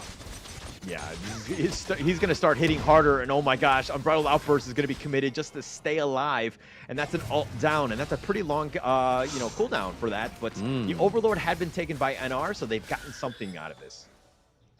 Yeah, so at least they got one neutral objective, right? We're going to see a mid-fight here. Oh, they're going to go for this one. The Dream Roam just back to safety. NR, they fainted. They looked like they were going to go, but everybody gets back, realizing that the rest of the PYG squad, this is the best thing that you could, the hype boys, everybody that you want, your posse, your hunter, everybody's like just backing him up, man. Yeah, it just seems like those rolling as a crew, right? I mean, we saw that Ryu was able to get a kill onto PYG there, so really putting them, trying to get them back on the cards in terms of that kill lead, but they are able to take up the T1 into the farm lane for PYG. This unorthodox play is kind of working. It's kind of working. I mean, he's level 10, and now he's just like, okay, the training wheels are off. I can walk in the dark alley by myself. I don't need everybody here. We can figure things out. But now this T1 is being under siege. They do need to be careful. NR did a lot of damage, but now Hunter's shown, and everyone from NR is like, yo, I'm not dealing with that. Yeah, I think the only problem I have with PYG's actual comp now is as NRX get up there in terms of their itemization, the more health, the more XP, they're going to be a lot more tanky, whereas the side of PYG, that's not going to be the case. The only thing they're really relying on is Hunter to just so-called the damage. We see the Eye of the Phoenix coming through for Orgren, so hey, it may be the saving grace. Yeah, might be the saving grace, but they're going to go for this one. The Unbridled Outburst, that's going to be committed. They got two, and he actually just jumps on in, and he slaughters them down, and they've got the double kill. Chan is running for his life. He actually has to use the ult just to get to safety, but through it all, Hunter has scared them away, and he's not gotten any kills. All the eggs are in the PYG basket of Hunter. He's trying to force it down. The Forbidden Domain pushing him back, and it looks like Hunter will just try to chase, but not get any kills. Yeah, nice save there from Bobnet, right, using the Forbidden Domain just to push him back, because if it wasn't the case for that, we would have saw NRX Liz go down in a blaze of glory. I mean, they had a fantastic fight down there in the farm lane. They're able to get the T1 thanks to the minions as well. I think this is now kind of shifting the goalpost into the favor of NRX. Yeah, and they've changed it, right? You're talking about the shifting of the goalpost, very key for them. And NR are still trying to play somewhat standard. They're playing against a squad that's, again, they have the 4-man squad. They get the pick off of Sean. That's going to be a huge win for them. I mean, the rest of PYG, very squishy. So if you catch them out, I mean, they basically just crumble. Yeah, with Sean down, they don't really have much damage here. They have the butterfly effect, but that may not be it. Yeah, they're going to go for this one. The Slaughter, Warlord, they do get the pick off. They do have the couple blades just on the backside, just doing a lot of damage. But they're going to just force the issue more than anything else. They're not going to get too much. Maybe they invade the enemy jungle. They push away Hunter at least. Yeah, they cooked in the early game, right, PYG? But so far, it looks like they are now getting cooked because there's a reason why the team comp of NRX is something that kind of surfaces a lot more within Honor of Kings. It's because it works. There is multiple factors in place. They have the access to the backline thanks to Liz. They have the Ganamo with very great burst. They have the Monkey as well. Great healing, great front line. And then they have Ali and the Zhang Fei, which is just solid a farm lane team comp. Yeah. And I mean, they have pretty much the pieces. I do feel like PYG, though, they're kind of missing one. I think in the draft, we talked about the fact that the Ogryn needs somebody to kind of attract attention. Someone a little bit, melee-oriented, a little bit tanky to kind of just take away some of the pressure, to keep everybody else alive. Because, again, the rest of PYG, that posse is very, very weak. Yeah, I mean, with Warlord, you can kind of see what the method was with, especially like the likes of Elaine, right? That one that's able to try and get into the backline, but okay. Conductor of Souls, they found Ryu. They've gotten something, and they do have the suppression as well, and they've got a second kill onto Liz. So again, Hunter chasing them away, the Dream Roam just trying to stay alive from that one. And it looks like this is starting to work. They're finding gaps, and now they're looking to invade the enemy jungle and take out the blue buff here. Yeah, again, switched it around for themselves. They're still behind by 2.8k gold there, which can keep growing if they don't do anything with it. But I think it's the toss of the coin, right? Depending on whether that actual team fight's going to go for themselves. To see if PYG are actually going to come out on top within those engages, we don't know, because it all depends on where the focus comes from NRX. Yeah, it's going to be tough. And this is kind of like I would say the death ball comp by PYG, right? Yes, they can kind of go, Hunter, yes, is split farming right now, but NR, all they need to understand is where Hunter is. As long as they know where he is and keep, that distance, so to speak, that arm's length, and they can pretty much take the rest of the team. But it's one of those things where, again, vision is going to be super key for NR to ensure that Hunter is not in that middle of that team fight.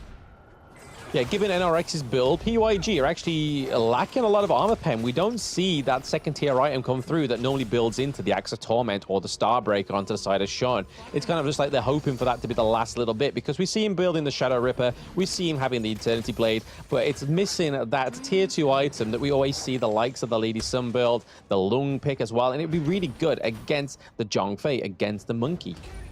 Yeah, it would really help out. I mean, they're definitely on the tankier side. NR have done a good job of understanding what their strengths of their lineup is. They're trying to find some sort of pickoffs, and that couple blades from the Ganon Mo is actually going to do some work. So they do need to be careful and understand where Ryu is. They want to focus him. They want to try to get him down. Hunter and the art of the enemy team tried to 1 versus 5. He's going to go down. The Unbridled Outburst, and they've gotten another pickoff in Warlord. They're going to slow things down. They get the double kill onto Kirito as well, and now they've been pushed back in PYG. All they can do is watch as the buildings are starting to crumble here. This is pretty much a tried and tested reason why the PYG roster is not working right, is because as soon as Ogrun falls, you're kind of done for. Yumiko goes down, you're kind of done as well, and it looks like this could be game 1 done here. Yeah, it's looking to end very soon. I mean, the minions are here. They're just going to focus the base. They're going to end this one in less than 12 minutes. And NR really, they're like, hey, you want to throw something crazy? You want to throw that curveball? Fine. We know how to deal with that. And they take that one in style. Yeah, you can see them like kind of laughing, kind of. The only thing I can think that's going through their heads is like, oh, what were they thinking? I mean, it cooked. It was a little bit different.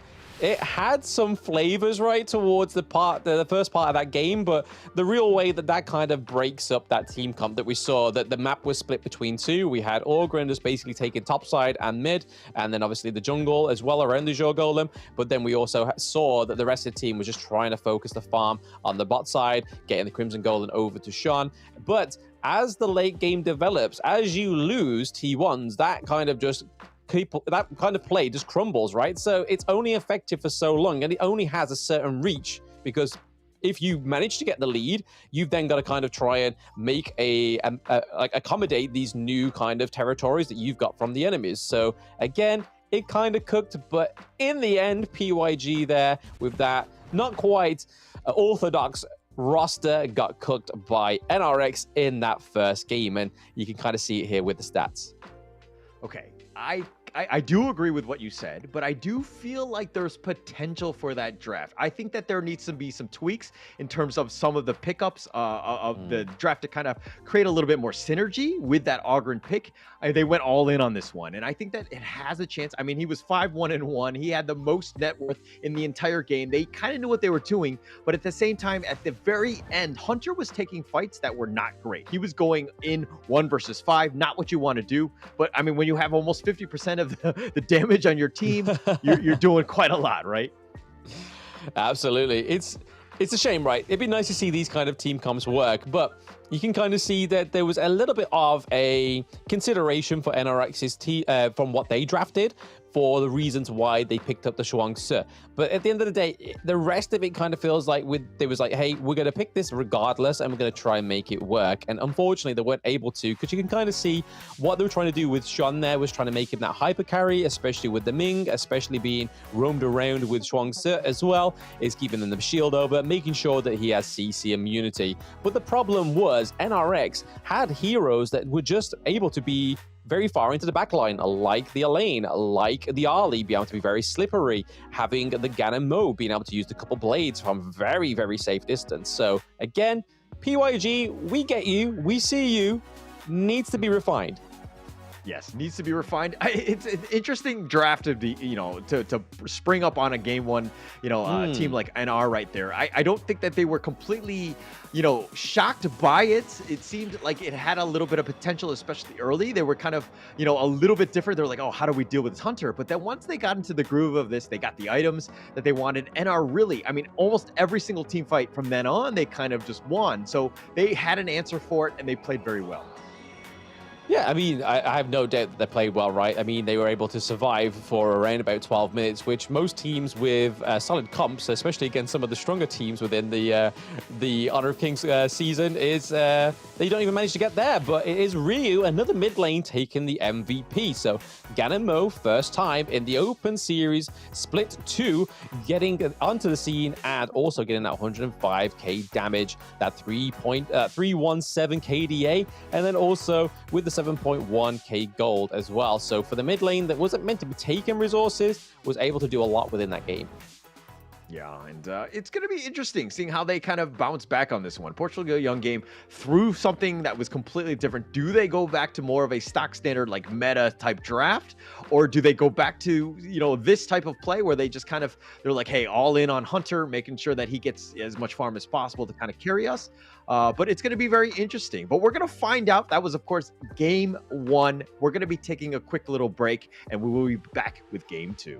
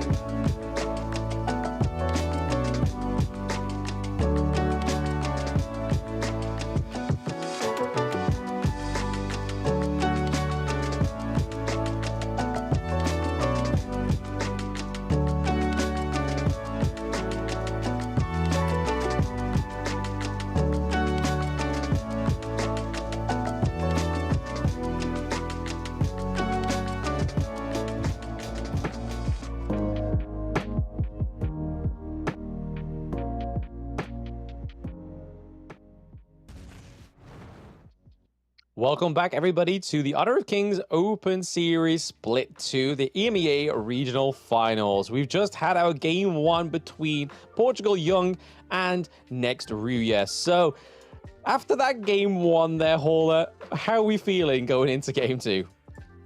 Look, I liked what Portugal Young Game did in Game 1, right? They tried to change things up. They went with a little off-meta picks.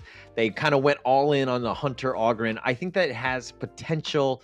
There's definitely some synergy issues, and they need to kind of complement that hero a little bit better with some of the more tankier ones.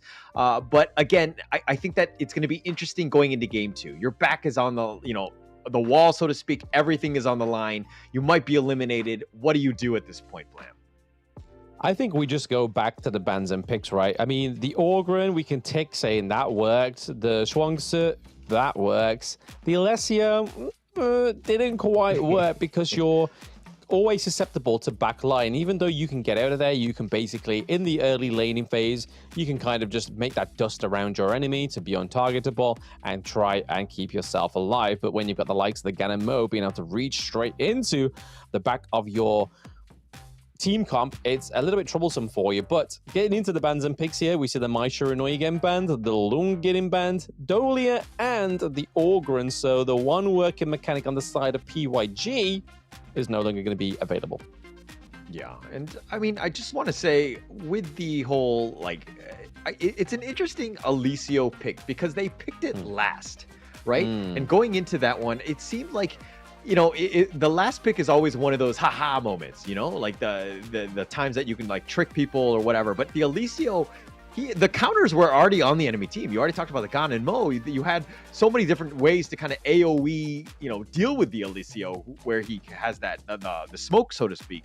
But it's one of those things where it's an interesting last pick. I don't think that they probably could have picked a better one in the end. Yeah, absolutely. There was more great picks on the table, right? They didn't have the Marco Polo banned out. They didn't have the Ho Yi being banned out as well. There was a lot to be sought for, but they tried to go for something, tried to make it work. Unfortunately, they didn't. And I suppose on the big stage, is that where you should really be doing that? Probably not. But hey, I'm not a coach. I'm just a caster. I'm here to just basically say, and okay. That's it. They surely have the method to the madness. But the Elaine coming through on the side of PYG is kind of looking like a little bit more of a sensible draft here, Hauler. We're seeing a little bit more of a back to reality. Yeah, back to reality. This is it. This is probably more meta. The Arlie is definitely very strong. You talked about the Elaine already, but the Zhuangze, if I can say that correctly, it has a lot of play. It deals with the CC. It has a lot of control, and we've seen kind of almost every single game today. I think we've seen it. So far, yeah, absolutely. It's definitely tried and tested for the side of 3BL, I believe, picked it up 2 times because obviously it is a great counter for the Zhongfei. Zhongfei won't be coming through this time, however, unless we get a little bit of a doozy in the draft between PYG and those last 2 picks. But looking over to the side of next Ruya, they ban out the Musashi. Again, a great pick onto the likes of the Byron, onto the likes of Lady Jen, onto the Motsu as well. I feel bad for this hero, right? He's getting nothing but hate in that ban phase. He's constantly just being targeted unnecessarily. And then the Angela's getting picked off there as well because, again, for tankiness, for great back of the line access from a very safe distance, Angela is a fantastic pick. But then we look over to the side of the PYG. Dune getting banned out as well as the Marco Polo. Yeah, and those are very targeted. They're trying to just limit what, NR can bring. As a Doom would be a great jungler. Marco Polo kind of rounds it out as well. So just really focusing on, they don't want to deal with this. But the Lady Soon is going to be picked up instead by NR. And in return, they go with the Princess Frost, the poor woman's Lady Jun. But kind of rounded it out. PYG, what do you think about this Hamjin pick? Hanjin. What is it about the EMEA region, right? I'm picking some very new, very highly debuted heroes in the Gorge, because I don't even think we've seen Hanshin at all in any of the global competitions. But then we've also getting the Yukio Tachiurbana as well for the side of NRX. Again, a fantastic jungle pick. Being able to have that CC, being able to have that HP regen as well is a pretty solid lineup here for the side of NRX. Looking a little better for the side of PYG, a little bit more of a return to sanity. Yeah, definitely so, right? And I think that this is a team that really kind of likes their damage dealers. They don't want that traditional style damage soaker of a tank. They just want to be like, hey, everybody can fight. Everybody can get on you. We have different multiple ways to kind of be very mobile and to kind of hit you from different angles. So, you know, PYG really want to take the fight to the enemy team. But again, backs on the wall, game is on the line. Everything is at stake for PYG. Is this draft, do you think it's good enough to take on NR at this point? I think only time will tell, right? It depends how they utilize the Shuangzi as well, especially with the butterfly effect, with the cannon blast from the Motsu, because you can see what NRX are going for here, right? The Motsu cannon blast comes through, you either have the Byron or the Yukio on top of you then, because they can fly over the walls, they can dash in, they can knock up, and by that time that's happened, if you're quite a immobile hero like the Shuangzi or the Princess Frost, you're going to struggle to get out of there.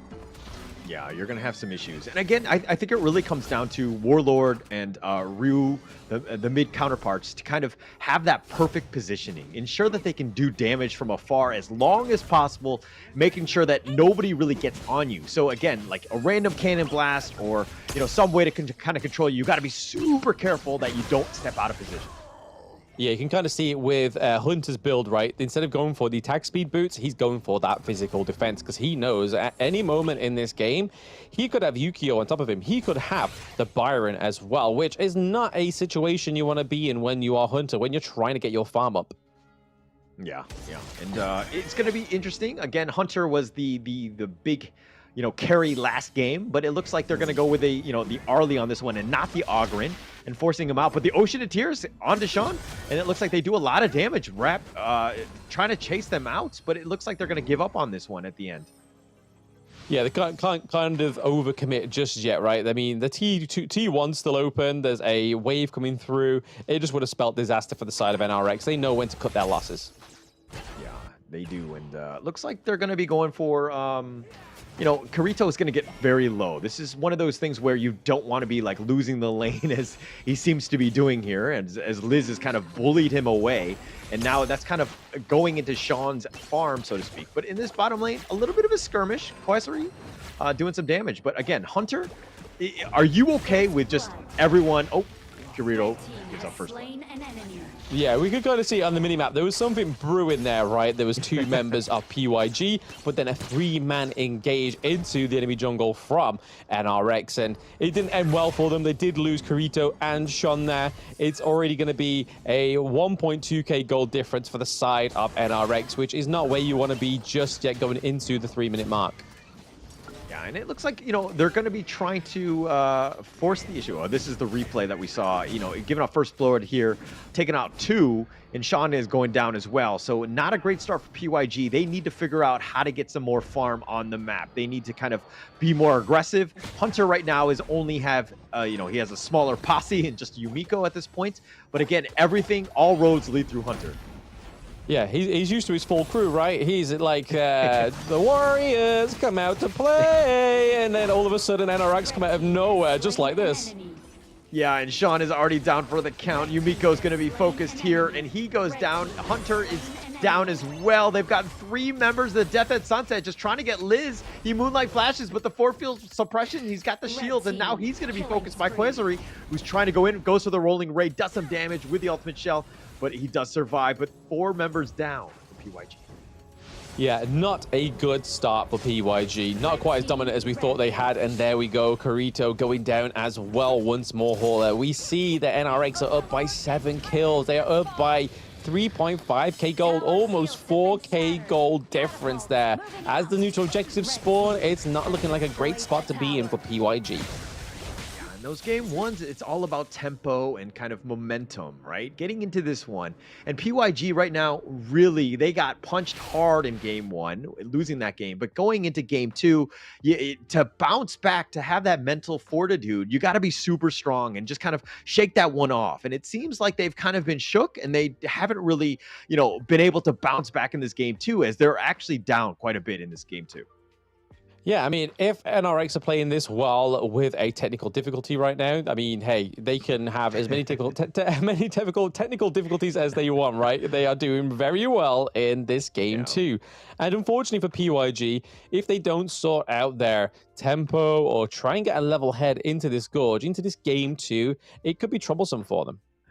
Yes. Definitely troublesome. Right now, it's just about baby steps. Just finding farm, get that one little pick off here and there. Don't go all in. Try to force the issue right now. Yes, you're behind, but the game is still far from over right now. You don't want to let the enemy team snowball and just take over all of the rest of the game. You still have a chance. You just got to understand how to get back in this game. Yeah, and we saw it from 3BL, right? They adjusted in their game two that they were able to make sure that they focus on their resource gathering, which was the issue from PYG in game one, and it seems to be the issue here for PYG in game two. They're struggling to sort of get their gold onto the Arlie, which ultimately could be their win condition, right? A lot of damage from the Arlie could make a world difference here for PYG. Yeah, just give Hunter as much space and time as possible. Everybody else should just be about holding and defending your towers as much as possible. Get those T1s. Don't worry so much about kills. Hunter will carry you in the end. Don't let him, like in this case, group up and just try to steal farm as much as possible. Don't force the issue right now. Especially when you got the likes of, yeah, they're not listening to you. You're not the coach. You're not the coach. You don't want to be grouping up when the enemy team has the destructive deluge on their side, right? That big AoE from the Lady Chen is troublesome. Yeah, definitely troublesome. And but forcing it out, it's again, you just, man, you got to get as much farm as possible. Let Hunter work. Let Chan try to buy you as much space as possible. But it's a struggle right now, and they're just so worried about defending this T1 that they're not actually just getting that farm, which is being taken away in that bottom lane right now. Yeah, I mean, you can see that NRX are kind of just like, hey, if you're not going to actually make use of your jungle, hey, we'll show you how. And it's kind of showing in the gold lead difference. They're up by almost 4k gold difference right now on the side of next Ruya, which going into 6 minutes, Hauler, is it's hard for the side of PYG to find their way back. You see that Hunter's level 8 as well. Yeah, Hunter's level 8. He's trying to fight for this one, but they're so far behind the damage. The winter is here. It's coming, and it ends up killing Rap. They do end up getting the kill. They got a second in Bob as well. Make that a third, and they got a triple kill on this one, and it looks like that's one way to being able to bounce back. They're going to take the Overlord here as well. Take the Overlord, but they are able to hunt the Hunter. So Hunter goes down in that whole interaction. Are they going to steal this here? Liz and Quasar are going to give their best go, but no. Oh, but the Quasari is going to pick off at least one right there. It gets Yumiko. Warlord is going to be focused as well, and both of them are down. So if anything, NR just, they gave up the Overlord, but they're going to take 2 in this one. Yeah, they kind of had the leeway, right, to give over a few kills. They were already up by 10 kills, right? So giving a few kills over for a T1 is not too bad. Yeah, not too bad. The Death at Sunset already being committed at this point. That fake inside the box is going to be used, but they've gotten Hunter, and he tried to step away, not able to get away from them, and NR get the pick off onto Hunter. Yeah, ultimate shell connecting right to the face in that brush, man. That was just deadly to watch. It's like, oh no, poor Hunter. That's the worst. And again, this is the win condition. They need to keep him alive. They need to figure something out. The cannon blast from Bob just trying to run away. He's going to look to go for the Peacebringer, but instead they end up getting Warlord. They're going to get the nice pick off here, but they do get Rap in return, so they've gotten something, but it's a 1-for-1 thus far. Yeah, Warlord was wrapped up within that engage there. Still not quite done. PYG are looking for some more, but I think it's safe to say that this would be the sensible part to actually just get back to restart at your T2 and try and just force away these minions, which is what they've done. They have the Overlord on their side. It may be chance for them to try and pick up a T1 and maybe gain some more dominance on the Gorge. But you can see that Hunter's only just built the Doomsday as well, which a lot of players normally go first item. Yeah, and I mean, he's level 10, right? Sean is as well behind Quasari and Rap right now. So both of those guys are well advanced, you know, like well higher in terms of levels. And it's going to be uphill sledding for PYG. They need to figure out how to get back in this game. And they, again, get that Hunter as much farm as possible. Yes, it doesn't look like it though. I mean, they're very clumped together with Hunter. He's not trying to go to these lanes, go to these jungle camps that are on the Azure Golem side. And right now, if he decides to step into the Crimson Golem side, it's going to be Pain Town for him, as NRX are just waiting. They're cleaning up. They're starving him of all those great pieces of gold. Yeah, and Hunter here, I mean, the Arlie is a different hero than the Ogren, right? So he needs to play very, you know, to the maximum risk and the maximum distance, so to speak. He gets picked off Hunter. Oh no, he goes down already, and that's a huge one. The Death at Sunset, and they're going to get the return kill. They've gotten Bob and Liz in return, so they've gotten something, but that T3 bottom has already been taken out and are looking to end the game. Are they not? Are they going to be thrown away? Sean is going to be killed. That's a double going the way of Quasari, and with the base wide open, they're trying to go, and it looks like they've got a nice meteor kill. He's going to be killed in return. Quasari gets the triple, but he has no minions, and it's going to slow this one down. Yeah, 3 seconds until Ali is back up onto the Gorge, but it is going to be a lot longer for those minions to come through, so still... he just got picked up. NR were waiting for Hunter to come back, and they're like, all right, we're going to kill you again, and then we'll take the base, pad the KDA, and it looks like they're going to move on. Yes, so it does look like, unfortunately for PYG, that is where their open series split 2 ends for them. But the next Ryu, the pride of Turkey within this one, is going to continue going forward. So we have our 2 semi-finalists. So that's going to be major pride going against next Ryu tomorrow. So that'll be the first semi-finals match. But we still have a few more to roll out and confirm there towards these last 2 games of the day. But how did you think that went for PYG in game 2? Did it go better? Did it go worse? I think it went worse, right? I think the stock standard draft, they tried to go into a more traditional type of draft. Didn't really work out for them. And unfortunately, that road ends for them. They're going to be out on this one. But, you know, this is a team that still had a lot of potential. I think in game 1, I think if they're going to do something crazy, they stick with that, right? They tried to go more traditional on this one. Unfortunately, it didn't really pay off. And I mean, if we're looking at the KDAs, really tough game for PYG. Yeah, really interesting to see the Spark Forged Dagger on Ali there. That's a little bit of a strange one for me. Normally you go for the Doomsday, then go for the Eternity Blade, maybe even the Shadow Ripper coming through. But the Spark Forged Dagger, we can kind of see why they wanted to go for it. It's for a little bit more of a zap, a little bit more attack speed. But you can see here the difference between Quasari and Hunter is that gold difference, right? And also that damage dealt. We see that Quasari, Rap are all in that 30 percentile when it comes to the damage dealt, which is very huge for the side of NRX. Yeah, huge. And that's kind of what you want. You want your cores to be doing as much damage as possible. And I mean, Quasari was like, what, 6-0-1? Definitely controlled it. They've got almost all of the neutrals except for a single Overlord here. NR really just closing the game out, understanding objectives and timings. NR played that very well in game 2. They really did. And I mean, that gold graph really just showing that it's a... If you were to miss that match completely and you'd see that gold graph, you're like, I see what happened. Between the mid part of the game, they did lose 4 members on the side of NRX, but then after that, they learned from it, they went forward, and they demolished with an even steeper climb in that gold lead graph. And you can see in these highlights that NRX just had a little bit more of a wits to them. They were able to get in and out with the Yukio Tachirban, and then also the likes of the Byron as well. But I have to say that the Winter is Coming and stuff like that was a great tool for the side of PYG. It opened up some really great team fights for them, but it just wasn't enough, right? I feel like if they drafted this in game 1, we could still be seeing potentially a better game 2 and then even a game 3 between these two teams, because even though NRX had a great domination in this one, I feel like PYG have got like a little bit of a second wind, but unfortunately, because it's the best of 3, they won't get to display it. Yeah, they won't get to display it. And I mean, they had an opportunity. They won that one team fight in their own jungle. Then they went for the Overlord. And that was a bit of a greedy play considering the stage of the game and how much life they had. They probably should have pushed out the lanes instead. I mean, they traded 2 members for the Overlord. I don't know if that was the greatest trade, but the MVP of that game, Ryu, is this one, are you okay with this 2-1 and 10 by the Ryu?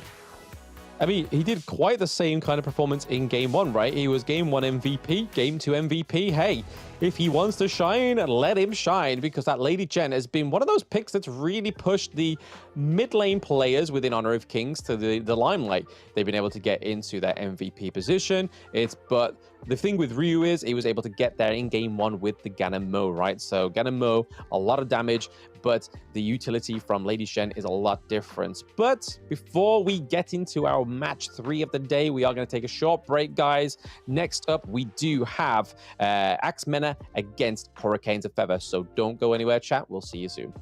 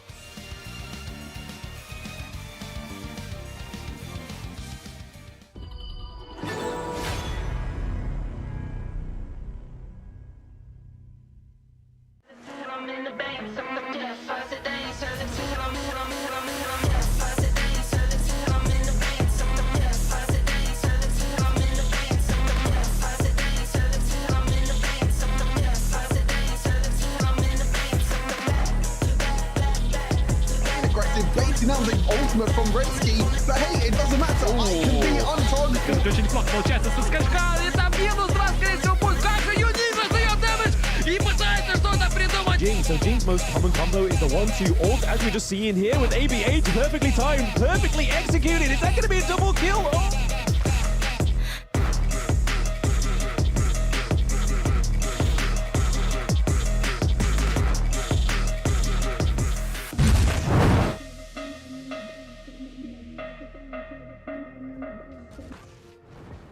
Hello and welcome back to the Honor of Kings Open Series 2024 Split 2. We are in the EMEA Finals, and we are with MENA, Hurricane of Feathers. My name is Holland. With me is Blam. Your thoughts on this third series of the day? I mean, it's going to be really interesting, right? I mean, Hurricane of Feathers were the third seed from the Western European region, and then obviously MENA were the first seed. So again, it's first going against third. That's some difference in terms of competition, right? But just having a quick little overlook of that brackets and how it's up-to-dated now. So semi-finalists are your Major Pride and next Ruya going forward for tomorrow's first match of the day. And then obviously the next two matches are going to decide who will be following suit in the semi-finals.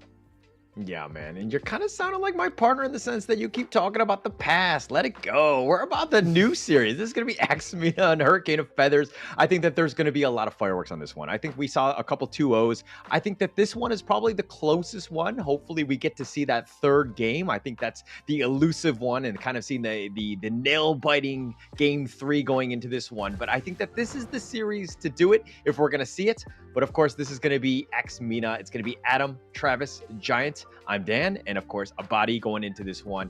We have a lot of high hopes on this team. Yeah, I mean, this team have been in many tournaments so far, right?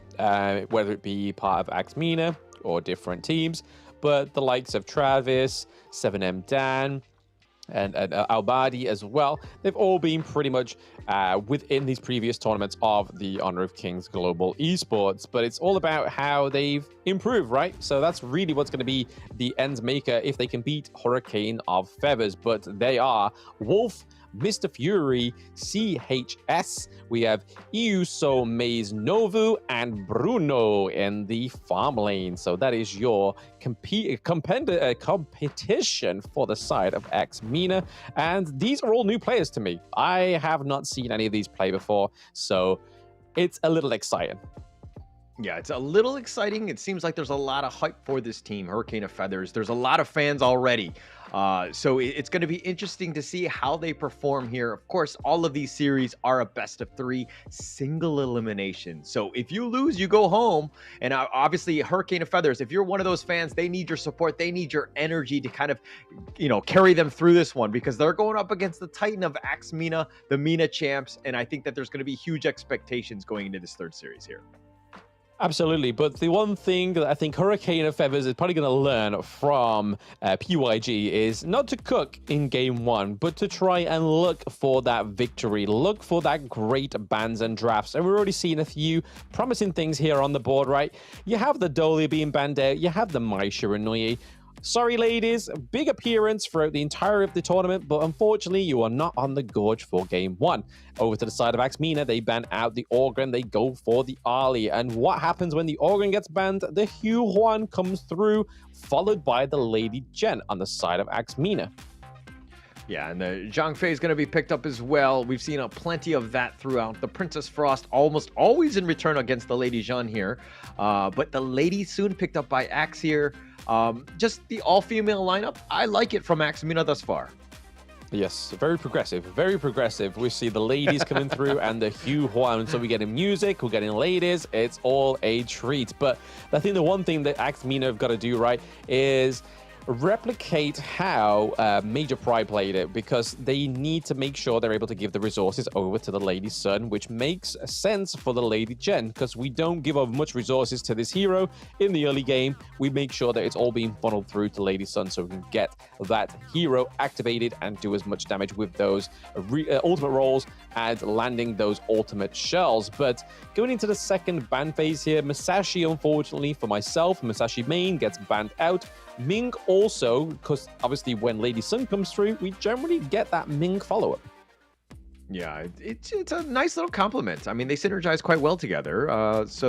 Unfortunately, it hasn't been picked, or it will not be picked, excuse me, because it's been banned out. But let's talk a little bit about this Loong here, right? It was the first pick. Obviously, we saw it do quite well in some of the other series as well as the EWC. But countering it with the Lady Sun, are you comfortable with that matchup one-on-one?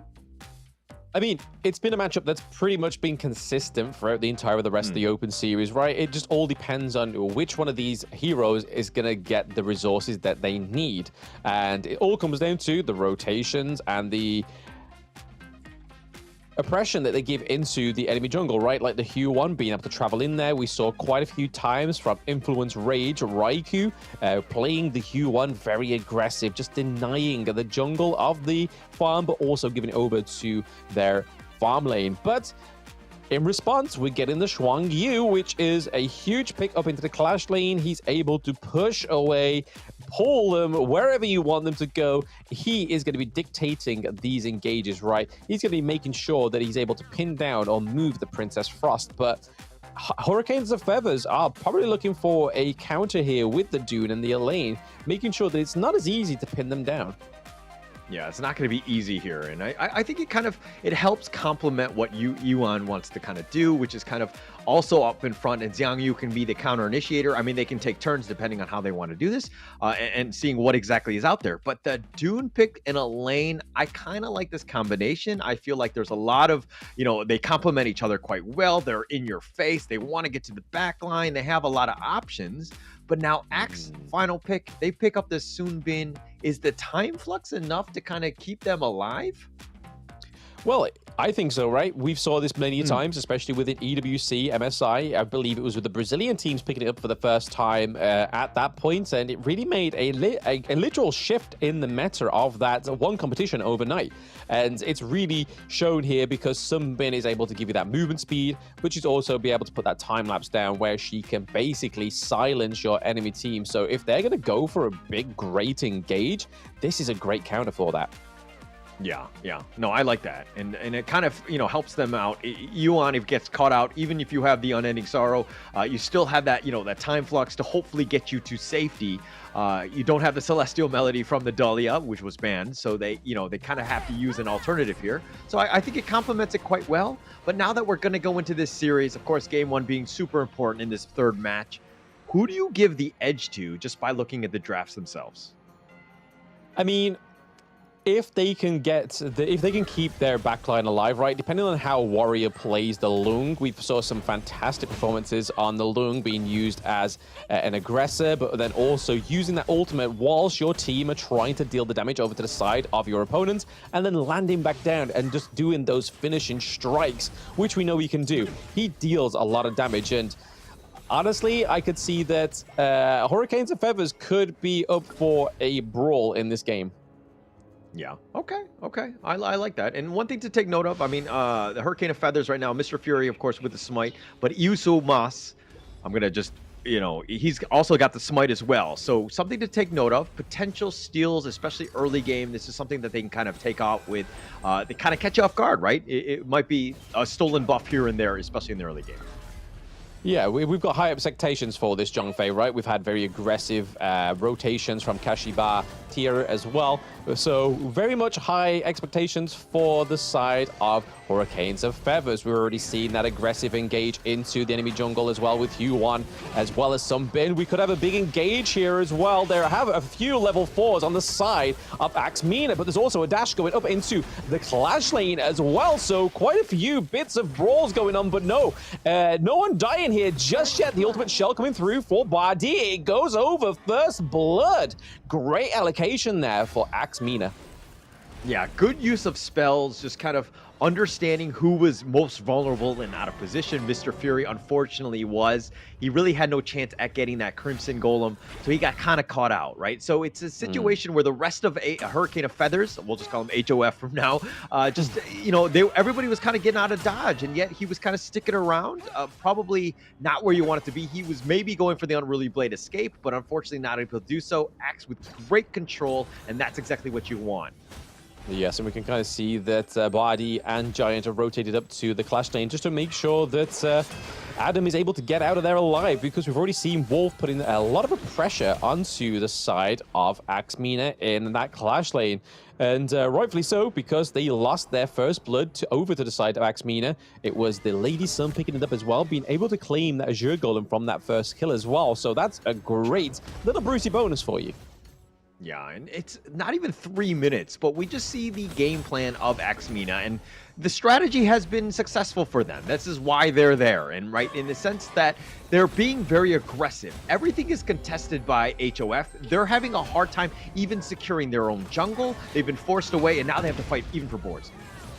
Yes, there's the Unbridled Air Rage come through as well. 7M Dan may be getting caught out here. The CC does come through untargetable. The Unending Sorrow is placed there, keeping him alive. But we do see that Body is gone down, so it is a 2-2 trade so far. Half Wolf on the run, but goes down to Lady Jen. So overall, a great engage there from Mina. A little bit messy, but still could be some on the cards here. Yeah, that's what you want. You want to get, a slight advantage. Yes, you got the 3 for 2. You'll take that any day of the week, especially early. But now they're contesting the Crimson. And again, HOF, look at how many resources. They have 4 members just to ensure that Mr. Fury gets this buff here. That's how, they're trying to secure their jungle and, almost like they're almost not really, feeling secure about securing their jungle. It's a little bit of a mental mind game, right? You're just making sure that they don't feel safe in their own spaces. And Mina are doing this beautifully, but there we go. Long getting caught out there by the side of Mina. Not quite finishing just there. Shuang Yu, his ultimate doesn't quite land onto Zhang Fei, but that could have been fatal for the side of Hurricanes of Feather. They're able to pick up the neutral objective, which could be huge. Yeah, it could be huge. They picked up the Overlord here. Now they're going to be on the run. I think they'll be fine, but I do want to talk a little bit about Warrior there. He was kind of out of position because he thought that he could use the Infinite Vastness, but unfortunately, he didn't use it fast enough, and he just did get caught out. Yes, but here's the Death on Sunset trying to keep Wolf alive. But unfortunately, it is a 3v2 with CHS being there. He's not be able to give over much utility other than that really late winter is coming. It's thanks to global warming that has come through. Winter is very late on the side of Hurricanes of Feathers. And what also is late is that Unbridled Outrage getting cornered into the Azure Golem, which really opens up CHS as a target for the side of Mina. They are still here. They have the minions coming up into that T1 in the mid lane, whilst HoK are trying to push that T1 in the farm. Okay, that CHS was just like, damn you, global warming. If it could have just gone a little bit more damage, they could have gotten the pick off. Unfortunately, not able to do so. Giant does walk away. He was at a sliver of life. He gets alive, but now, Unruly Blade, he gets the safety. Yeah, 7M Dan really putting some pressure here into the enemy jungle. No matter where he is, he's putting pressure, and it's really showing here because even in the level difference right now, 7M Dan, level 10, Mr. Fury, not so furious with a level 8, and there's the ultimate shell coming through for Body, but getting picked off into the back lane for Wolf. We see the Death on Sunset come through. Travis goes down. Red team has slain an enemy. Double kill also going over to Mina. Very brawly fights. The Unbridled Rage pushes the Hue-1 into the turret, but the untargetableness comes through as well. Is it going to be enough for 7M Dan to stay alive? Giant trying to come in with the time lapse there, but it's not going to land onto Wolf. It is a prolonged engage. Wolf is now on the run, on the receiving end of what could have gone for him as a kill onto Hue-1. Oh, Giant there. That's the perfect play for the roamer. Gets the time flux, ensures that he does survive, because Dan, he had committed everything. He was just walking out of there, just barely survives going up against Wolf, who was just looking for that, the marks to get that nice meteor kill. Unfortunately, not able to do that, but X somehow survives, and they've got a 4K net worth lead. And yeah, Mr. Fury almost getting caught out there. The Unbridled Blade comes through, Unruly Blade, sorry, comes through and is able to save his life. Also looking to save his lives, it is the Death on Sunset. A little bit of an oxymoron there. It was life-saving, but from a Death on the Sunset by the Elaine, we're seeing that the Zhang Fei is almost getting caught out here, and we have to pay attention to Mina's itemization here. They're going for the armor penetration, and it's working against the Beast. Oh my gosh, Travis solo somehow survives, gets back to safety. But again, Axe playing their heroes to the limit, ensuring that they push everyone back. They take the mid T2, and this is looking to be a bit of a game for Axe as they're kind of controlling the tempo as well as the map here. It's the problem with the Huan pick, right? It's very controlling. You can basically set that tempo yourself. If she is a musician, that is pretty much the hidden skill of most musicians, right? Is that be able to create the tempo, but also create that space and pressure that is needed on the side of Axe MENA right now. And it's working very well for their team. The Unbridled Rage comes through. Adam is looking pretty low. They're able to take the T2, however, and we see that Zhang Fei is on the run. So is Wolf, taking a lot of damage from the Huan. There is a lot of skills being placed here. We do see the leap over the wall there, trying to just push them away, trying to gain some space for Long. He's able to get a pick up onto Adam, but that is soon turned around. Mr. Fury is going down. Yeah, it's a 1-for-1. You know, Axe, I think, are happy to take that trade at the end of the day. You know, a body's still alive. You're able to push. You have other options, right? You're still invading the enemy jungle, but you were talking about Amdan and the Yuan just playing a lot of music. I mean, I don't mind musicians, and I do like the music that they play, but Yuan's music to me, it's not really music to my ears, if you know what I mean. Hey, she can have the unending sorrow, but she can then also have the turnaround, the very positive healing spell. She's the best of both worlds, right? Yeah, but even the song, like the skill names, like Tragic Beauty, Mournful Tempo, Unending, everything's so sad, man. It's so negative, it's so emo. Hey, it's from the 90s. It's grunge, baby. It's grunge.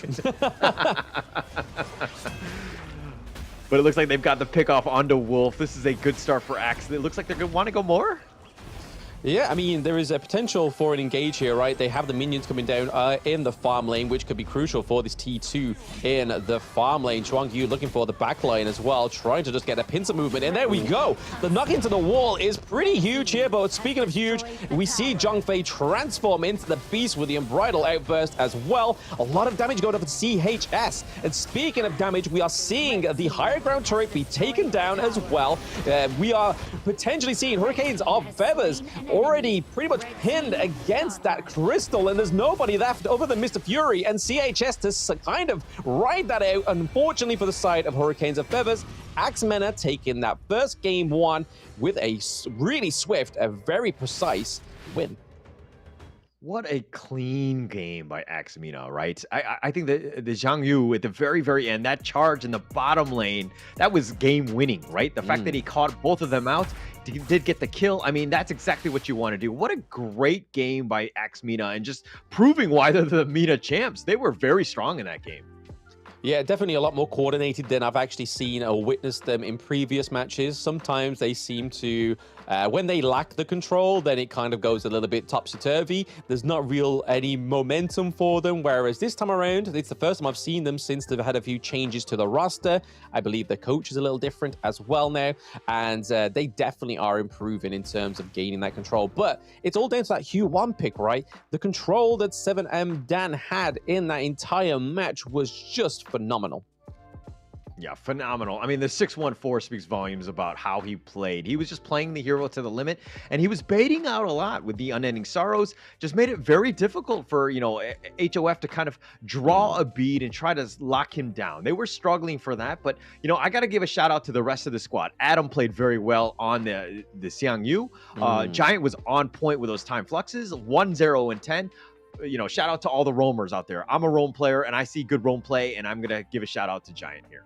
Hey, game recognizes game, right? But like I said in the match, you can kind of see the armor penetration coming through in that itemization that really helped against the Dune and the Zhang Fei, because a lot of these teams don't catch on to what you need to actually beat the Zhang Fei and the Dune. But going for the armor penetration, dealing that damage like the Huan, like the Lady Sun as well. 44.5% of the damage dealt from 7M Dan alone is huge, right? And it kind of really plays into this gold graph. Yeah, and Isuma he had the most amount of damage, I think, on the team. I mean, he had 30% of the damage, and that's coming from the roam. I think there's something wrong with this squad when your roamer is doing the most amount of damage. And I mean, if we're looking at the neutrals, I mean, nothing too crazy. 2 Tyrants taken up by Axe. Very quick game, under 10 minutes. So, they were just pretty much running at you almost the entire game. Yeah, it was from that moment of first blood, right? The way that they got that first blood was by literally entering the enemy's front lines, which most teams could only dream that they have the confidence to do that and have the team members that they can rely on to get into the enemy jungle to actually get a positive outcome from it as well. But just the knockups from Travis as well, phenomenal on the Lady Jen. But overall, these Axe MENA was a very well-oiled machine, and these highlights are honestly just showing that. Yeah, and also HOF, it seemed like they were sticking around some of the team fights for too much. Like, the rest of the team wasn't on the same. Like, some people were retreating, some people were going in, and it seemed like they weren't, like, in sync with one another. Like, Mr. Fury going in, but the rest of the team is squad, like, trying to run away. Obviously, Mr. Fury is going to be, focused there, and he's going to be killed. Yeah. So, again, even in the highlights, you're seeing exactly, the team is not just well-oiled as MENA is here. Yeah, there was one direction and one direction only, and the only person showing that direction was Hugh Huan. So 7M Dan getting the MVP, honestly, he deserves it, right? He definitely set the tempo, he set the cause and the reaction for what this game needed to be for Axe MENA to go through with a breeze of a victory in game 1. So 96k damage, 614 of the KDA, and also taking 38.9k damage also. So across the board, all those boxes are being ticked. Yeah, all the boxes, damage, healing. I mean, Ewan also adding sex appeal to the team. Like, I mean, sorry, but there's so many different things that he had, and Dan played really, really well. I think he's clearly MVP, understanding the limits of the hero, just exactly what you want from the Ewan jungle player here. Yeah. Absolutely. But before we get into some more melodies, hopefully the Hue 1 will get banned in game 2. So Hurricanes and Feathers have a little bit of a chance, but we're not going too long for a break. We'll be back soon for game 2 between these two teams.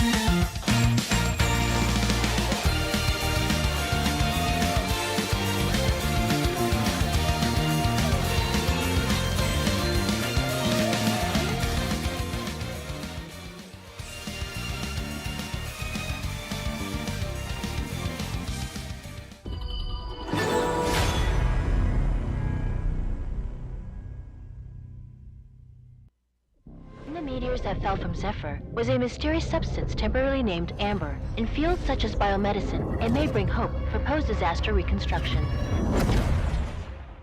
The possibility that they're still alive is practically zero. This is our only chance to save them.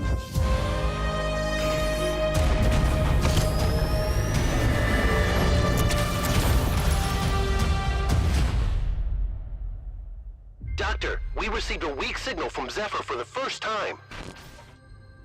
Zephyr! Rescue!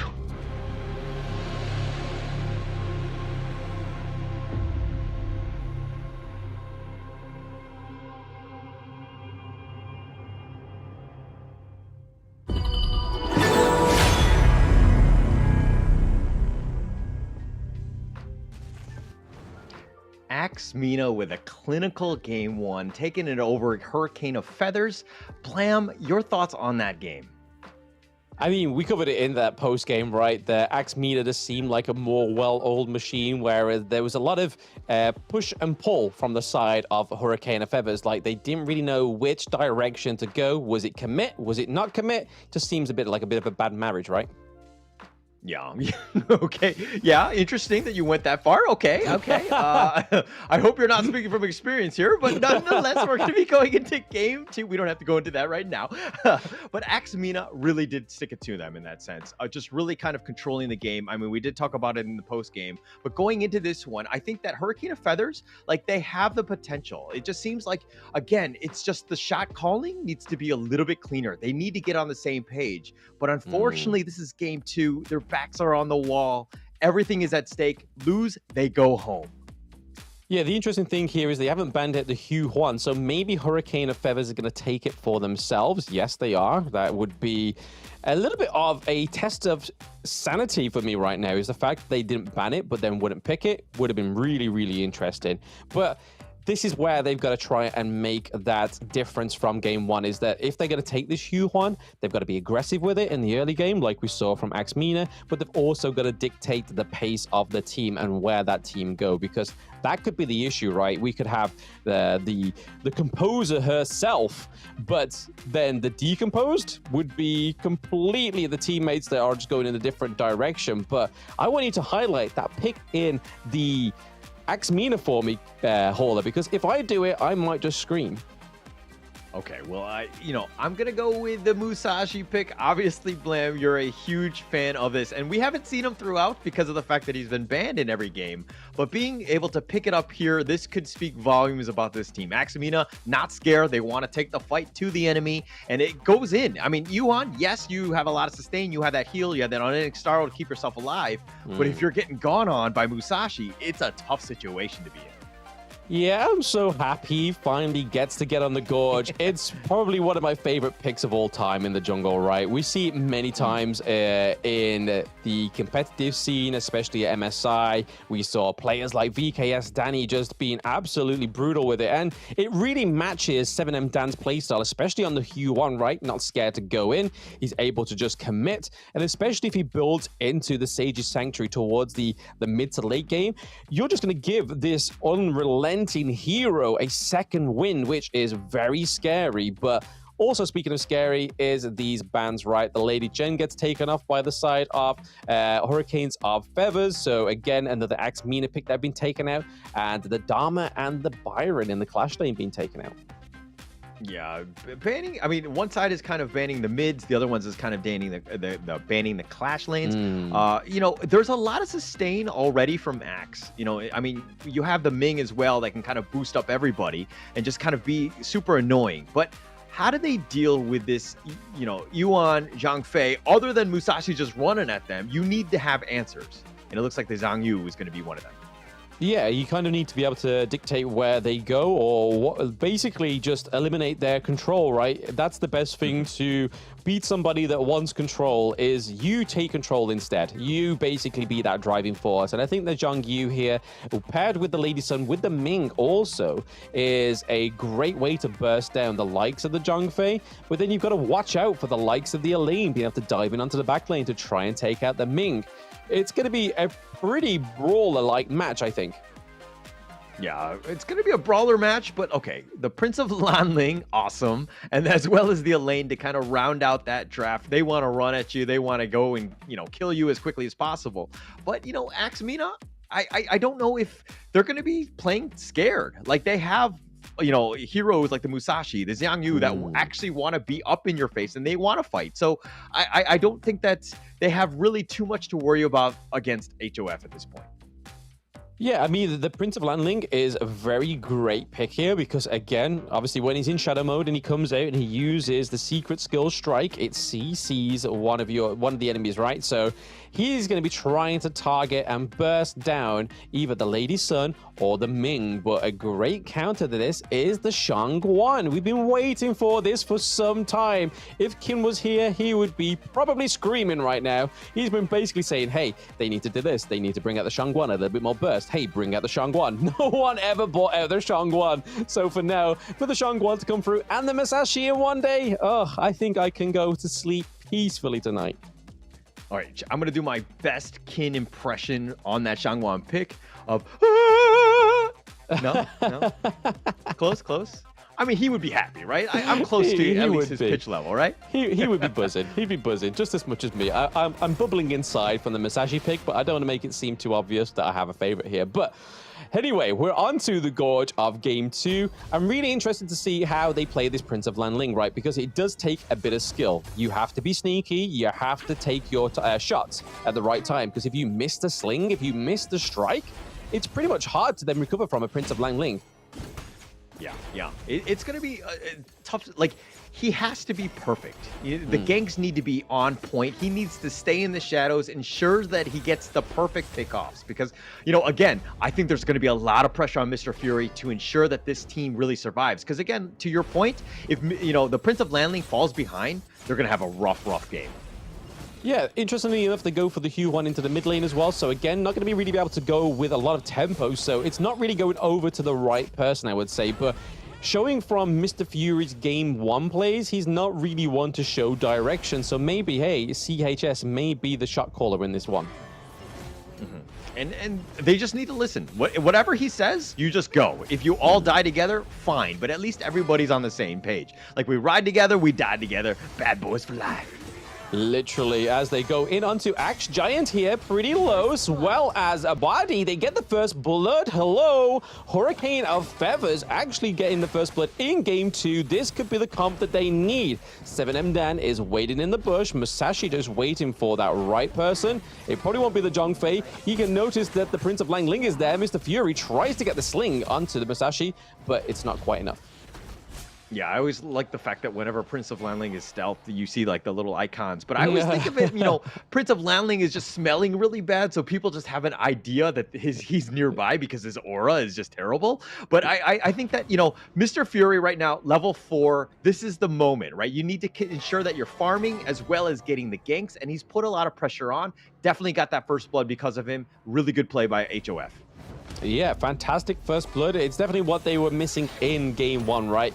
It was that sense of dominance, that sense of just being able to throw in these brawls. We see the Sunblazing Arrow come through. Is he going to land on the Zhang Yu? Sorry, it is. And it could be fatal here. We see the burst come from the Zhang Fei. And we pointed it out in Game 1. He was the guy doing the most damage. Mr. Nervo there, again, getting another kill. Oh, Burning Sun Arrow. Okay, one thing that was really great by Bruno was the fact that he's in the bottom lane and he was pretty much by himself. So they didn't have vision of him, and then throwing out that Burning Sun Arrow, they couldn't give the heads up. Usually when, if, in this case, Body was nearby, he could have been like, oh, it's coming. So you got to be careful. You got to be in better position or whatever it is. But there was no heads up. And so he got caught out, and it was just a really nice Burning Sun Arrow there. I think the prize was meant to be Body, right? But the consolation prize was the Zhang Yu. He was just kind of like, oh, he's in the bush. Guys, go, sort of thing.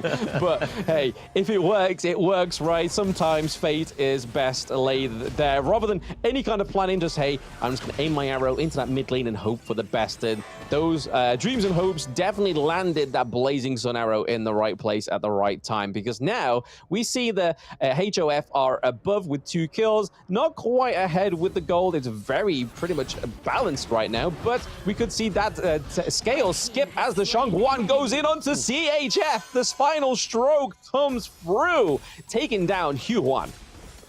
Oh, he couldn't even get the unending sorrow off in time. Just an ambush. He was just waiting in the wings, and he was just ensuring that, you know, they actually did not know that Travis was hiding in that Crimson Golem bush, so it completely caught him off guard. Everybody all of a sudden was on their attack, and CHS got caught out, and now they took the Tyrant. Axe really finding ways to get back in this game, and now they're in the lead. Yes, the Zhang Yu being quite close by the Prince of Lanling is probably trying to focus that... provoke the Prince of Langling right now, trying to push the skills over to him, but it doesn't look like Mr. Fury is taking that bite. And to be honest, that's probably the most sensible thing from the side of Hurricane of Feathers. We have the Musashi going in, the duel on death on duel to the death, sorry. There's a lot of duels going on here. Shangguan getting the pickup onto the Ho Yi, and then again a double kill going over to Huan. We are getting some discrimination on the Gorge. Huan is just taking strikes from Zhang Yu all the time. Oh, you doubt Axe Mina? No way. They're going to take 4 members down and again get themselves in a great position. They're forcing the T1 mid, pushing it down. They take this one out, and that net worth lead is completely shifted. Axe Mina in the driver's seat. Now Mr. Fury on the run. Yes, he's stealth, but Axe don't care. They're like, hey, we can take you down. We can take whatever we want. Axe Mina right now just in full control. This is the difference between these two teams, right? That we're seeing clearly displayed right now is that the macro is a little bit different for the side of Axe Mina. There's the Blazing Sun Arrow missing completely, but we do see a lane getting the kill onto Ming. Wadi is in trouble. The Death on Sunset was a little bit unnecessary, a little bit of an overkill. They may be able to take the T1 here. 2 deaths for a macro objective could play out very well for the side of Axe Mina, but it looks like HOF are going for the Overlord. They're going to go for the Overlord, and this is often an amazing ambush, but they're going in. Travis? Oh, No, Travis may get caught out. Oh, okay. Adam is very close by, maybe looking for a steal. Didn't quite feel like it was up to the steal.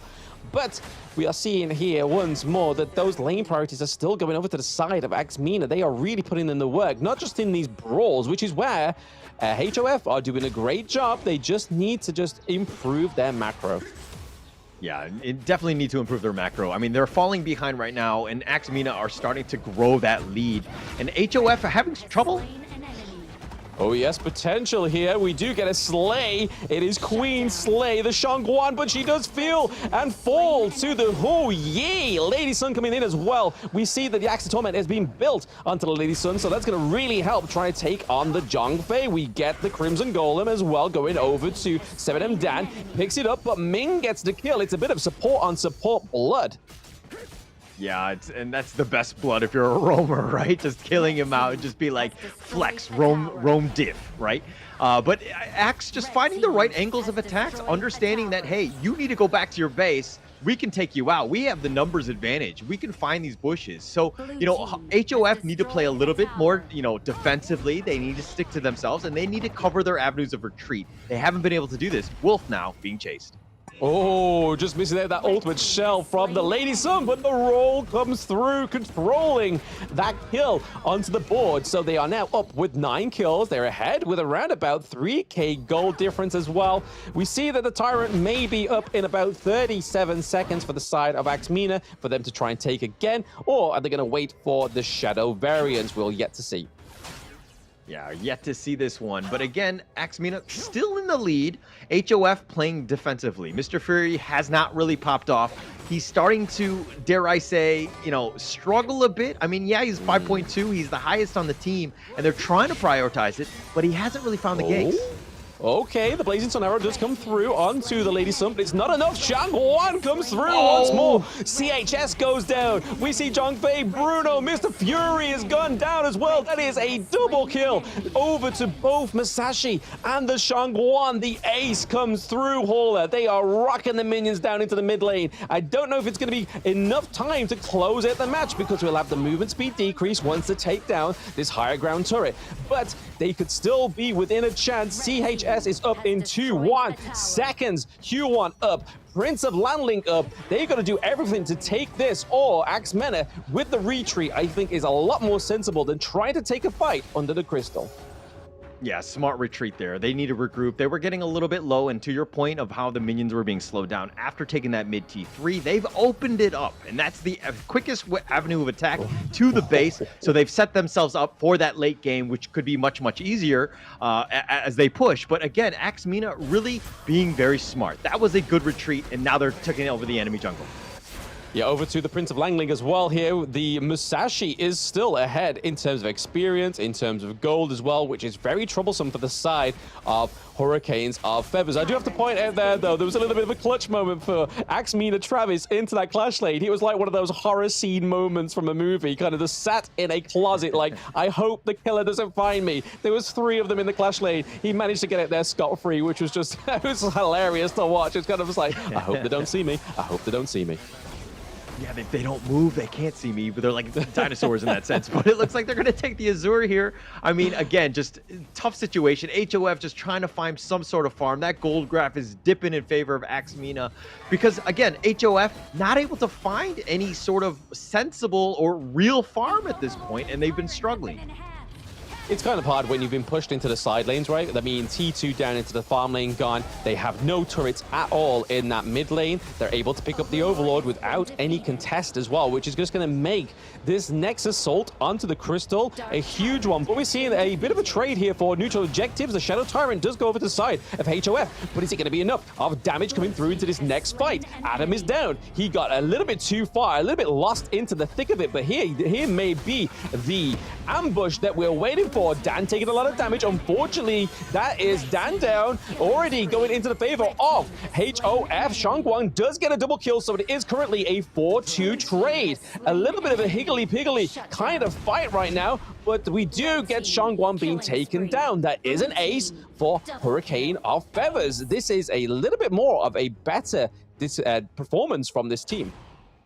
Yeah, and this is kind of off of the back of Adam, right? Where he went in 1 versus 5 and he realized that none of his teammates were nearby. He got picked off, but then Axe MENA were like, hey, we're going to still fight this 4 versus 5. And they're going to look back on this replay and they're going to be like, hey, that was a really bad team fight to take. We should not have done that. Yes, Adam had died. We should have given that up and just kind of taken the losses. We should not have gone in for this one. And HOF, they'll be like, hey, we'll happily take any sort of free food that you're giving to us. And that farm, that gold graph is starting to dip, but HOF still have a bit of a hill to climb.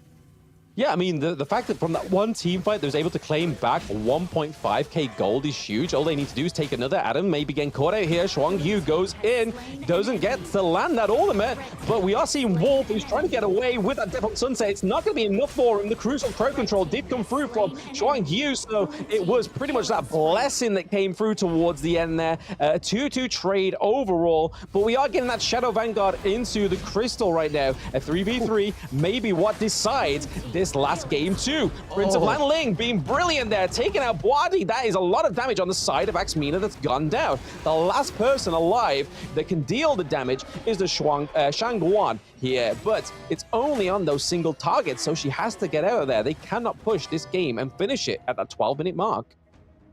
Really smart target selection by Mr. Fury. Realizing that, you know, the Musashi, I'm Dan, as well as Adam on the Xiang Yu, both of them were out of the picture, right? So, hey, if I can get onto this lady soon, that was a body, I'm going to have a good time. And he ended up bursting it. He had the target prioritization. That's exactly what you want from Mr. Fury. You find those openings, you take them. Really smart play by Mr. Fury there. Yeah, it's kind of like they're punishing Axe MENA for their mistakes right now, right? Like Axe MENA coming across very overconfident, especially Adam on this Shang Yu pick. He's kind of just going in before the rest of his team even get there. So a little bit of overconfidence, a little bit of miscommunication. Yeah, and this is one where, you know, again, Axe MENA, you had a lead and you're trying to force the plays, so to speak. You still play to your team's strength of sticking together. You had a huge net worth lead. Now it's diminished a bit. It's going to be a little bit tougher now, but you got to be smart. You can't be making those silly plays anymore. Yeah, no, you can kind of see them waiting in the bush here, Axe MENA. They've got to be very careful with this next team fight because it could mean the winning of the game or losing it, right? Because that mid lane could fall down all the way to that higher ground turret, which is going to make it 10 times harder for MENA to come back swinging with their axes in the following team fight. But we are getting the next neutral objectives up. The Shadow Overlord is now up, and then we are going to be followed by the Shadow Tyrant. But it looks like HOF are probably going to force a fight around this Overlord here. Yeah, they're going to look to start this one. Axe is going to just hit on the side. There it is. So they do get the Overlord, but is it going to be enough to get out alive? But we're already down 2 members on the side of MENA. Same for the side of Hurricanes of Feathers. So already a neutralized trade. They do have the Overlord, however. There it is. 3-2 trade right now. This could be exactly what MENA need. They're trying to take the T2, so they have less safety. Down goes CHS, and down goes Zhang Fei. It is the second ace for the side of MENA. This time around, they've just got to contest the Vanguards. This could be the lifeline for the side of Hurricane of Feathers, but I don't think it's going to be enough. We do see Masashi leading the wrecking crew that is the minions into the mid lane, into the crystal, as we see that MENA are going to take game 2 from Hurricane of Feathers. So it is the next MENA team going through is MENA. Adam, like game 1, had an amazing fearless charge, got a two-man stun that just kind of won them the team fight, and they were able to close out the game. He does it again in game 2, closing the game out. Again, he was a little over-aggressive probably in the early phases of the game, but finishing it is what you needed to have done, and Adam really played that one very, very well. And MENA right now closes that game out. It's an easy 2-0 for them. Yeah, it seemed like an easy 2-0, right? But that game 2 definitely seemed a little bit more of a hurdle for them, a little bit too high for the horse to come over, because we saw many times there where Hurricanes of Feathers was very close at tipping the scales and maybe even pinching a round from them.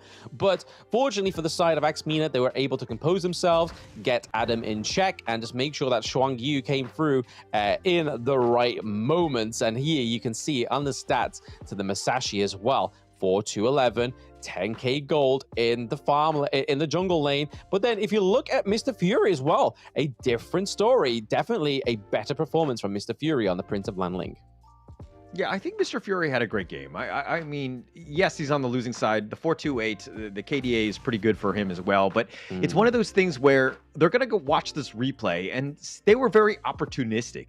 Meta, they were kind of throwing it at times, or they were getting out of position, and they made the game a lot harder than they needed to have done. I mean, if we're looking at the neutrals alone, I mean, it's a bit of a tie. And in a winning game, you should be controlling not only the map, but also the neutrals. And, you know, MENA right now, we're going to see some of these highlights. But again, they were kind of not throwing the game, but made it a little bit more difficult for themselves. Yeah, there's just basically giving the side of Hurricanes of Feather a little bit of a leeway, right? They was doing some mistakes that may be intentional, may have not been intentional, but again, the miscommunication from the side of MENA could have been their downfall. So I think going into the semifinals, this is something that they've got to iron out. They've got to make sure that they don't take their enemy team forward for any kind of just like advantage, right? Because they can turn it around. We saw many times HOF had some really good team fights like we're seeing here, able to catch off Giant, able to catch off Wadi as well. So many a times HOF played fantastically. It's just that MENA was just able to set up that early game macro. So focus on those side lanes, focus on that mid lane, get it cracked open pretty early, and it kind of just opened up for a late game win, right? Yeah, and there were a couple fights where HOF, some of them, like, you know, Mr. Fury just barely surviving, but then the rest of the team were like, hey, we're going to continue to fight. And that's taking a fight 4 versus 5. It's a numbers game, right? You're going to lose that one. So those are the kind of early games that HOF really need to kind of clean up. I mean, this is one where the Adam made a mistake, then, you know, MENA tried to go fight 4 versus 5. This was not going to work for them. So again, it's one of those things where you got to know the limits of the teams. It's again, just numbers advantage. If you're down a player, you should not really be fighting. Yeah, it's down to boundaries, right? Boundaries and just making sure your ego's checked, because no matter how good of a player you are not 1v9ing a team that has a Zhongfei, that has that Prince of Lanling, and most importantly, has the Hugh Huan as well, just being able to give sustain, give a little bit more of a backbone to the side of HOF, which really showed dividends in this game too. And you can see here around the Overlord, it's just that they were able to take it, but MENA was able to capitalize on those already damaged heroes on the side of HOF, and then able to just run it down, get the T2, able to do a lot of damage onto the Zhongfei as well as the Hugh One, and then Adam coming in with that backline there, just guiding them into that wall, knowing that Wadi was going to aim that ultimate shell through onto Hugh One, but Giants, the support player, is getting MVP this time around, keeping the Lady Sun alive, keeping his teammates just in check when needed to, but also getting some kills. Yeah, getting some kills. He got some pickoffs. I mean, Giant was really on point of just kind of being that consistent guy that would just buff the squads or the right player at the right time. So, you know, he played very well. He died only 3 times and 17 assists. That speaks volumes about his play. So Giant, you know, making Giant plays. Yeah, Giant plays, Giant assists from the side of MENA. I didn't want to say Giant 3 times in a sentence. That would have sounded very infant-like, but there we go. So MENA are going to be your 3rd semi-finalist there, getting into tomorrow's games. So we do have some MENA region representation going through into the semi-finals. So far we have the likes of the Eastern Europeans, we have the Turkish team as well, we have the MENA in there as well. Is it going to be up to W Gaming to finally get some Western European representation to go through into the semi-finals, or are we going to get a MENA versus MENA brawl tomorrow between MENA and GS team? Yeah, I love the fact that we're seeing a lot of variety, right? Different metas, different teams, and just kind of showing it out. But really well played by MENA, and we're going to be happy to see them moving on to day 2. But before we get into the 4th game, let's take a little bit of a break.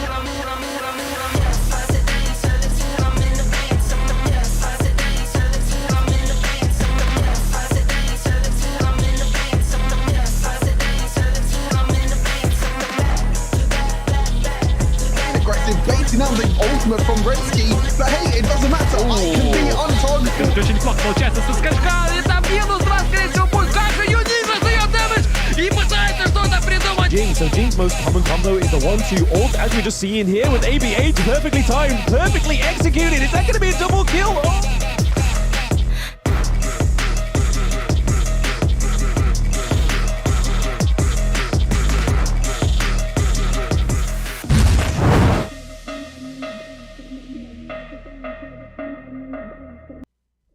The meteors that fell from Zephyr was a mysterious substance temporarily named Amber. In fields such as biomedicine, it may bring hope for post-disaster reconstruction. The possibility that they're still alive is practically zero. This is our only chance to save them.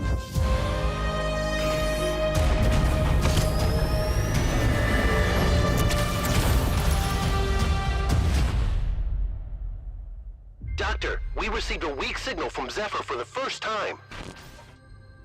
Zephyr! Rescue!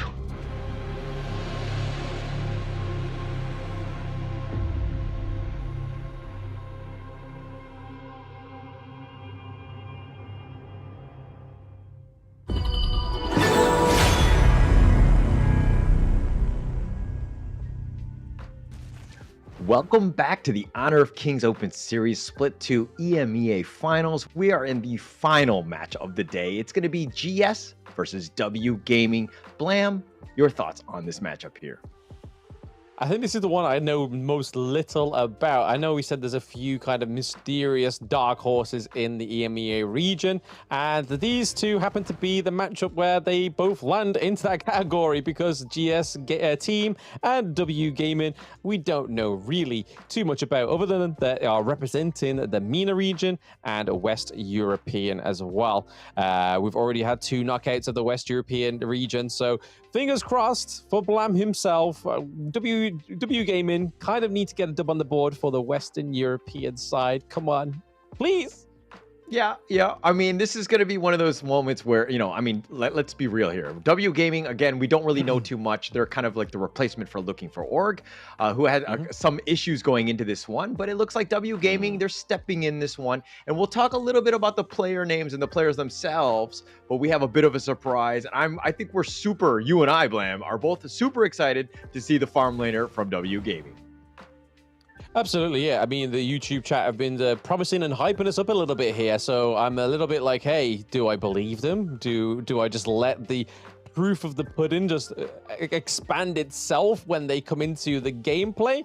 But yeah, it's gonna be super interesting to see what W Gaming do have within their roster. And right now we are going to be looking at who represent the side of W Gaming very, very soon. But their opponents, GS team, just have just as much mystery to themselves as well.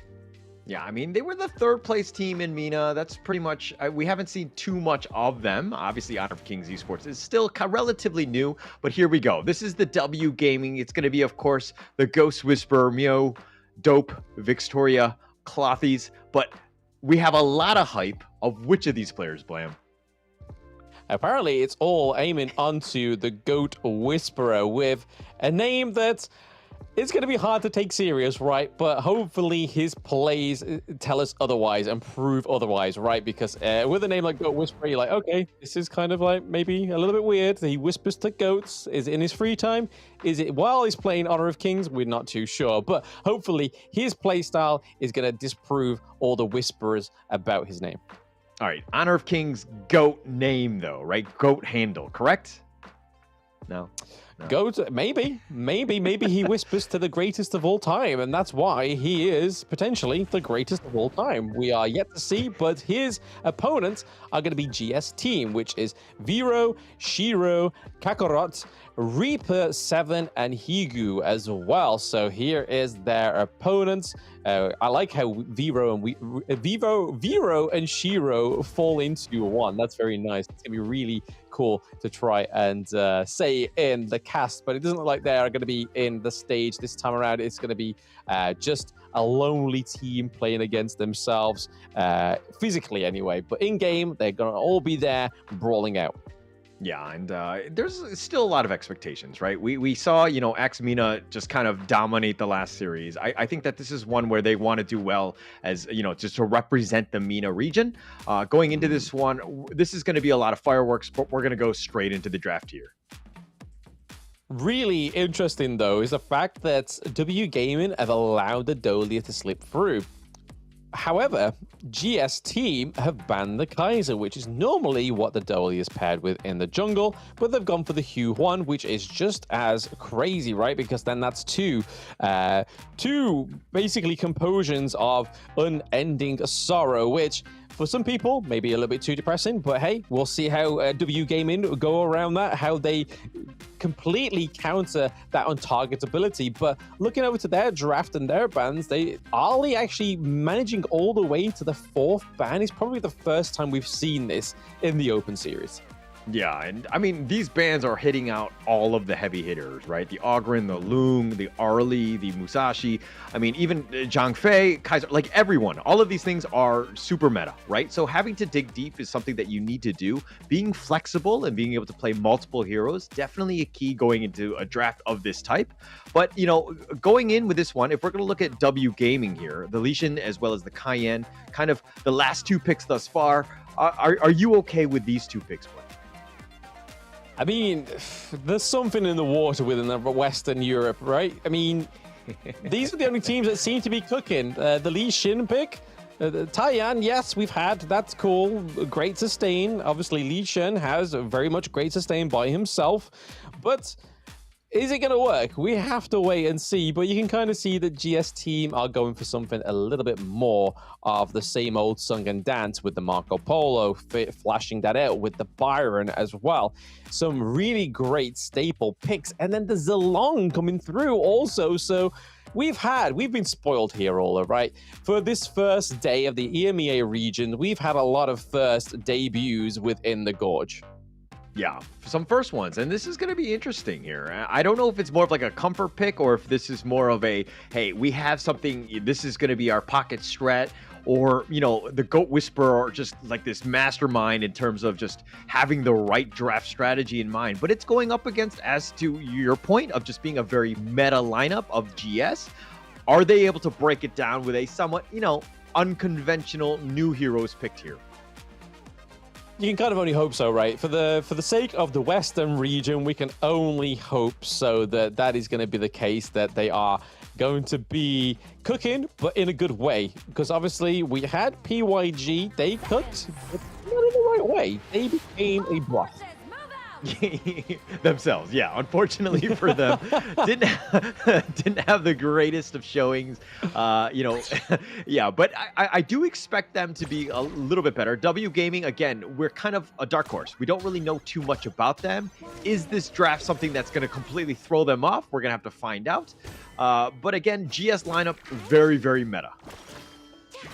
Yeah, well, apparently in the YouTube chat, they are saying that Meow is the rank 1 top EU support player. So, hey, I mean, there's weight behind that, but in the same kind of breath, this is a competitive scene, right? So it's not about just having the best player within a role. It's about having that coordination, that communication as a team. Yeah, it's going to definitely matter. I mean, you know, again, you could be the best player in the world, but just, you know, if you have 4 bots that are following you, you're not going to have the greatest of time. Not to say that the W Gaming players are bots, but it's definitely something where they need to stick together, right? They needed those reps to kind of be like, well, coordinated, understanding when to go, or, you know, when to take objectives. All that is super important going into this one. Yeah, I mean, Direnji down here in the bot lane may be looking to be taken out. The Goat Whisperer has been whispered. He's going to be able to escape. No, it is Reaper 7 with the first blood. So Goat Whisperer getting completely run down there as a 3v1. How did the side of W Gaming let that slip? And it looks like it's not going to end there. Mio is looking to be taken down as well onto Reaper, which is scary because this Hue-1 is only going to get stronger. Yeah, Goat Whisperer was all by himself, just whispering to the goats apparently, but nobody really to kind of back him up. He got ambushed on that one. GS making great rotations, and they're kind of converting on all of these things. Yeah, we got Dope, we got Cloffies, and we have Vix as well, all into the clash lane. Honestly, I thought Vero was going to die there, but he's able to escape thanks to the rotations of the side of GS team. Yeah, and Cloudys goes down to the tower. He actually attracted a lot of attention. Reaper 7 was chasing him down, but the tower did get him in the end, so I guess that's a bit of a win. But, you know, even in this top lane right now, Vix so low. This is a huge one. And then, yeah, they're being pressured throughout. This is really risky, right? I mean, you've just uncovered 2 of the side of W Gaming. They are looking very low, and then they're just kind of teleporting just under the T1. I mean, that's a Byron. Fortunately for them, they don't have the flash on cooldown, right? And there we see that the Lee Sin selfishly got taken down by the T2 in the mid lane, so it did deny the kill. We do see there's a Lung coming through here, but there's a lot of CC coming from the Lady Chen as well. Kakarot doing bits for the side of GS team. So Shiro as well, doing a lot of damage, just basically making sure that the side of W Gaming are going to be low before the Hue 1 goes in. And the same with Byron going into the backline. Dope almost getting caught out. We have to get this Lung out of there. He is pretty low for the side of W Gaming, looking to pick up a Azure Golem. Yeah, Dope. Unfortunately, he had to back off, realizing that he couldn't really fight that one. But he gets away. He survives. Small win, but he gives up the blue buff. And GS right now just affronting on every single, you know, all the lanes in the enemy jungle, just making it very difficult for W Gaming to get anything going. This is one of those moments where game 1, you kind of want to start strong, and W Gaming been on the back foot since the first minute. I think the only thing that W Gaming can kind of come back from here is making sure they kind of take advantage of the lack of macro, but Dope almost getting caught out here. We see that Cloffies comes in. Cloffies is attacking the minion rather than attacking the Byron, which kind of made no sense there, but okay. I'm not the gamer, I'm the caster. All I am seeing is what my eyes decide to tell me, but right now that wasn't the best call, and they get the neutral objective on the side of GS team. It's not looking too hot for W Gaming. Yeah, he was hitting the River Sprite, unfortunately, and not hitting the player. And I think that's a little frustrating for Clothies at that point, because it's just like, hey, you got to help me out. You got to do as much damage. Maybe you clear him out. But Clothies, he dies yet again in the top lane. Tough out. Hey, maybe the little minion, the River minion, was going to be the most the most deadliness to the side of W Gaming. But we're seeing here that GS team are able to take that T1 into the farm lane. So what I've already sort of said about them having the lack of the macro, they're kind of making up for it. They're getting the objectives, they've had the neutrals, they've got the first turret, and they had the first kill as well. So W Gaming looking a little bit lost out of water. Yeah, tough situation. Higu right now with that amazing Fever Barrage in that bottom lane, gets a kill or so. And, you know, they just taking it out. They've invaded the enemy jungle, they forced them out, and Higu, I mean, look at how far they're going. Yes, so we finally get a kill on side of W Gaming, but I don't think that's going to be quite enough to fight the Hue 1 going untargetable thanks to the unending sorrow, which is going to bleed into Higu getting that backline kill onto the Angela. Already a team wipe at 5 minutes in, Hauler. This is not looking too hot for W Gaming. Okay, but they, you know, W Gaming got 1 kill, you know, baby steps. Kakarot is down for the count. I mean, you got something. You got to get something to get yourself into this one, especially since you're down 8K. But Higu, my God, this guy's started to pop off. All of his, his Resplendent Revolvers have been on point. They're just like auto aim on that. Look at how he's targeting.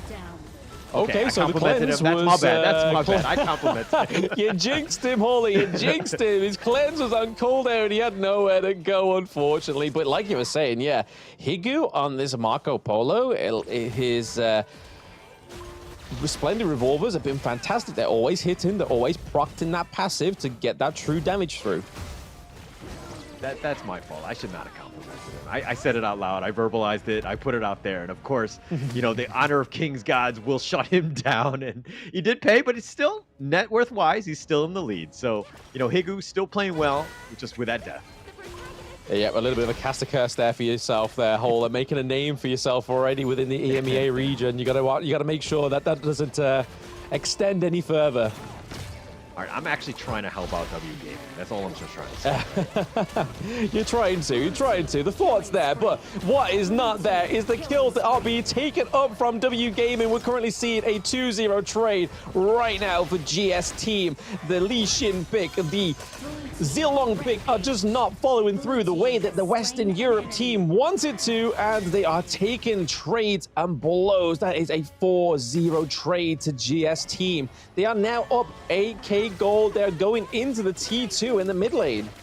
Yeah, and Shiro just, I mean, I understand that flowing Sai is kind of like you fire and forget, but his flowing Sais have been so good because W Gaming will take it and they just bring it back to the rest of their team. It's like spreading COVID in that way. It's just not a good situation, just grouping up like that. Yeah, we want to be spreading resources, not the vid. Spread resources, not the vid. But hey, there's some blows of trading going here onto the side of W Gaming. Is this going to be the second win that they need? But we do get the knockup from the Hue1. We do see the splendid revolvers coming through for Marco Polo as well. Hue1 picking up a kill onto the Renji into the back line. We only have 2 members of W Gaming alive. Vanguards are at the higher ground turret. Yeah, and Higu really just outsmarting, like he had the mobility to kind of dodge the Blazing Brilliance, and he ended up getting the pickoff onto Vix. Higu playing very, very well. You know, 6-1 and 6 thus far, and he's just been on point. Yeah, he's just floating around in the map. He's happy as Larry, right? He's getting the resources, he's getting the gold up, he's even getting his life back in the process, right? So there we go. They have to give some kills over to W Gaming. It is the Zilong picking up the kill onto Shiro, which could be deadly going into this next fight here. They don't have the Lady Chen. They don't have the Destructive Deluge to kind of deter them away, but they do have the Hue1 with the Unending Sorrow. A little bit of an engage. They're trying to force them back. We see Vix into the back line there. The Blazing Brilliance isn't going to come through in time, but the Burning Cinders is. Yeah, and GS right now realizing how strong. Oh, the Fever Barrage. Fever Barrage come through, gets the kill onto the Renji. Vix goes down as well. That is a double kill onto Meow going down. Triple kill onto Zilong as well. Higu is not taking any prisoners. They are at the higher ground turrets right now for GS Team as they take down the high ground turret in the mid lane. MENA looking very strong right now in this best of 3. Very strong, and it's again just Higu understanding the limits, just forcing it out. I mean, deleted, right? Not even a chance. The Ghost Whisperer down for the count, and it looks like they can take down the base. Absolutely. I mean, what is the reputation of being the GOAT Whisperer and the top EU support really doing for the side of W Gaming when you've got a team with great experience? They've probably played together for a much longer time, and it's really showing it here for GS Team. They are looking like night and day right now, and I hate to say that when I'm from Western European, I want that to be the team to win, but it looks like GS Team are just taking it though. Yeah, just kind of outmatched in that first one. I don't know if it's a draft issue, but, you know, GS really taking it to them, right? Just invading the enemy jungle, just kind of snowballing from there, understanding how to play with a lead. GS Team very strong in that one. Yeah, I mean, like you said, Higu was all over the place in a good way, able to land a lot of those blows, able to get those Fever Barrage come through. And look at his KDA, 9-1 and 7, and 8.3k to the enemy's 4.3. This is meant to be the GOAT Whisperer. I think Higu should be given that limelight, right? Yeah, I think he's whispering to the wrong animal. I think he needs to go to the other spirit animal, like horses, lions, maybe give themselves a chance. But the GOAT, not looking very strong at this point. About half of the net worth of Higu, who is just kind of dominating the game. I mean, top of the game right there. That's exactly what you want out of your Marco Polo. But it also really shows that the deadliness of the Dolia. Yes, she's a support pick, but this hero has really made the difference between some of these teams earlier on within the Open Series, in the other regions like the Pacifics, in the early days of the Americas regions as well. Dolia coming through strong into those drafts, and the opposite team really regretting it. And you can see here almost 13k gold difference, Ola. That has to be the biggest gold difference yet within the Open Series. Yeah, biggest one, and especially with the timing, right? I think it was like like a 10-minute game or something, a 10 or 11 minute. It was very quick, right? But GS again, just taking the fight to them, and WG just on the back foot, not able to really fight. Clothy's dying to towers at this point. I mean, they were just trying to do whatever to kind of get themselves a chance. But again, just GS, just like understanding how to close out the game. Oh, that Fever Barrage, so good. Oh, yeah, just in from the Undying Sorrow as well. The Hue one was really just paying dividends into this, and you can kind of see why this is a great meta pick, right? I mean, yes, the Orgren's banned quite frequently, but I feel like the Hue Huan has been showing a lot more promising when this hero just come through from the ban and pick phase, whereas the Orgren can either go either way, like we saw from PYG. Wasn't the greatest pick, didn't quite, it was probably their best performance, right, of the team, but as an actual unit, and that's how you have to play within competitive, is you are, the team is the unit, right? You cannot just 1v9. It's just a little bit of an unrealistic expectation for yourself, but GS team are really showing that they are a well-oiled machine, and here to represent MENA potentially into the semifinals once more. All right, you talk about not 1v9ing, but how do I do that in my rank games? Like, every game is 1v9, no? Hey, every game's 1v9, but hey, they are not paid to be here. They are not playing and scrimming every day against some of the best teams in the world. So you can have that, Hawley. You can 1v9. You can be on the next team, but you may not be MVP like Higu right now. Yeah, I feel like, you know, the enemy team, Marco Polos are always like Higu, right? 9-1 and 7, totally popping off. And then the Marco Polos on my team are like Kin, right? It's a totally different situation. Going execute, right? Going execute. Boom, for their common skill. If Kin's watching that back, he'll be fuming, but hey, it's all a bit of fun, all a bit of banter.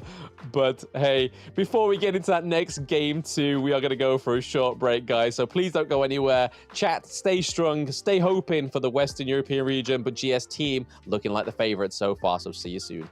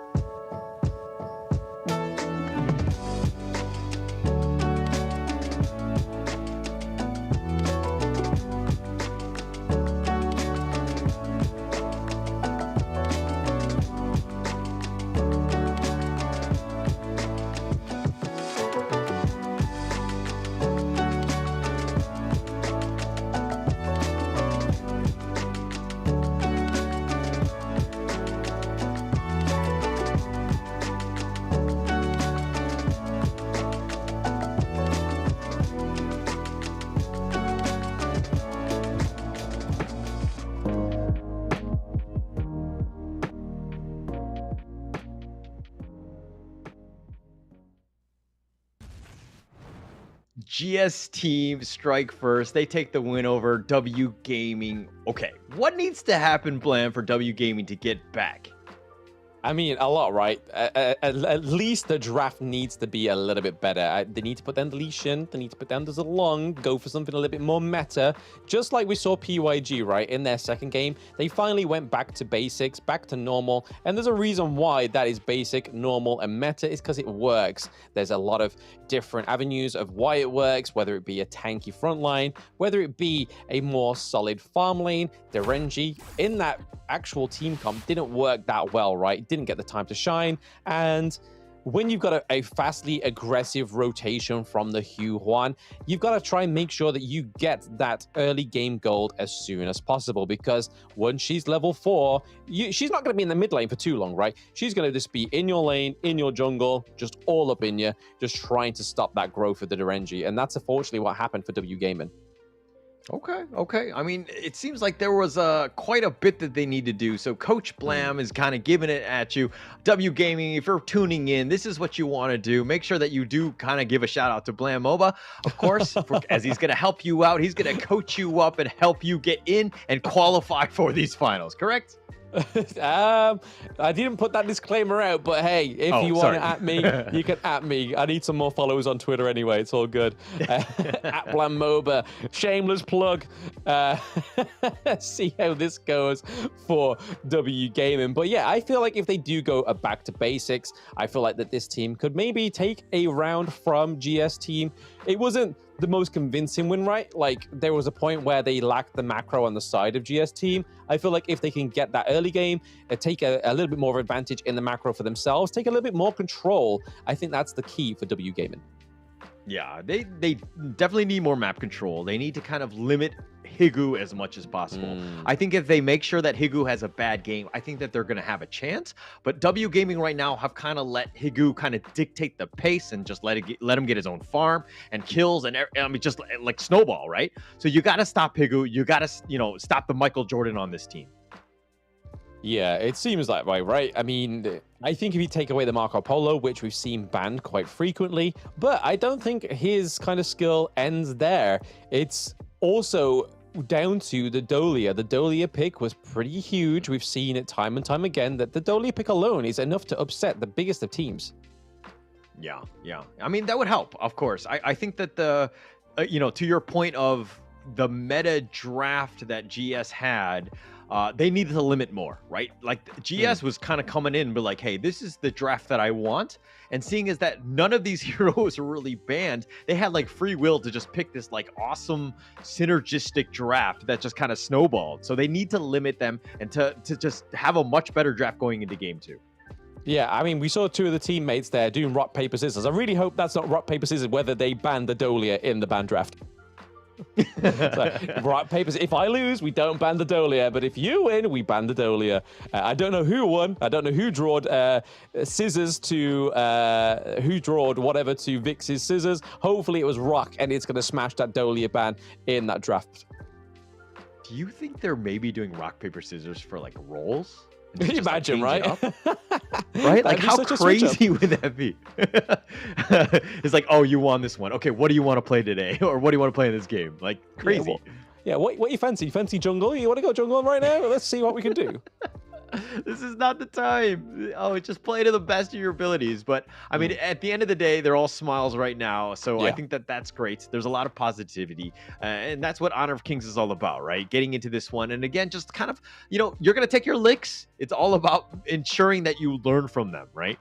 Absolutely. But again, as Honor of Kings evolves and goes further, we may actually see some more representation from women as well within the Honor of Kings, because it's great to see a little bit of mix up between these teams. It's the first time actually seeing it, to be honest, and it's really cool. It really blends and just basically hopes for player bases and stuff like that. So for those watching that didn't think, oh, well, I can't be professional because I'm female. Hey, there's a whole female leagues within Honor of Kings in other regions. Maybe we'll get that soon within the rest of the global. So stay tuned. But right now, we're just waiting to get into that ban and pick draft. And I really hope that it's a lot better for the side of W Gaming, right? I mean, being a representative from the Western Europe region, it'd be nice to have something else other than Vitality in the KC play-ins.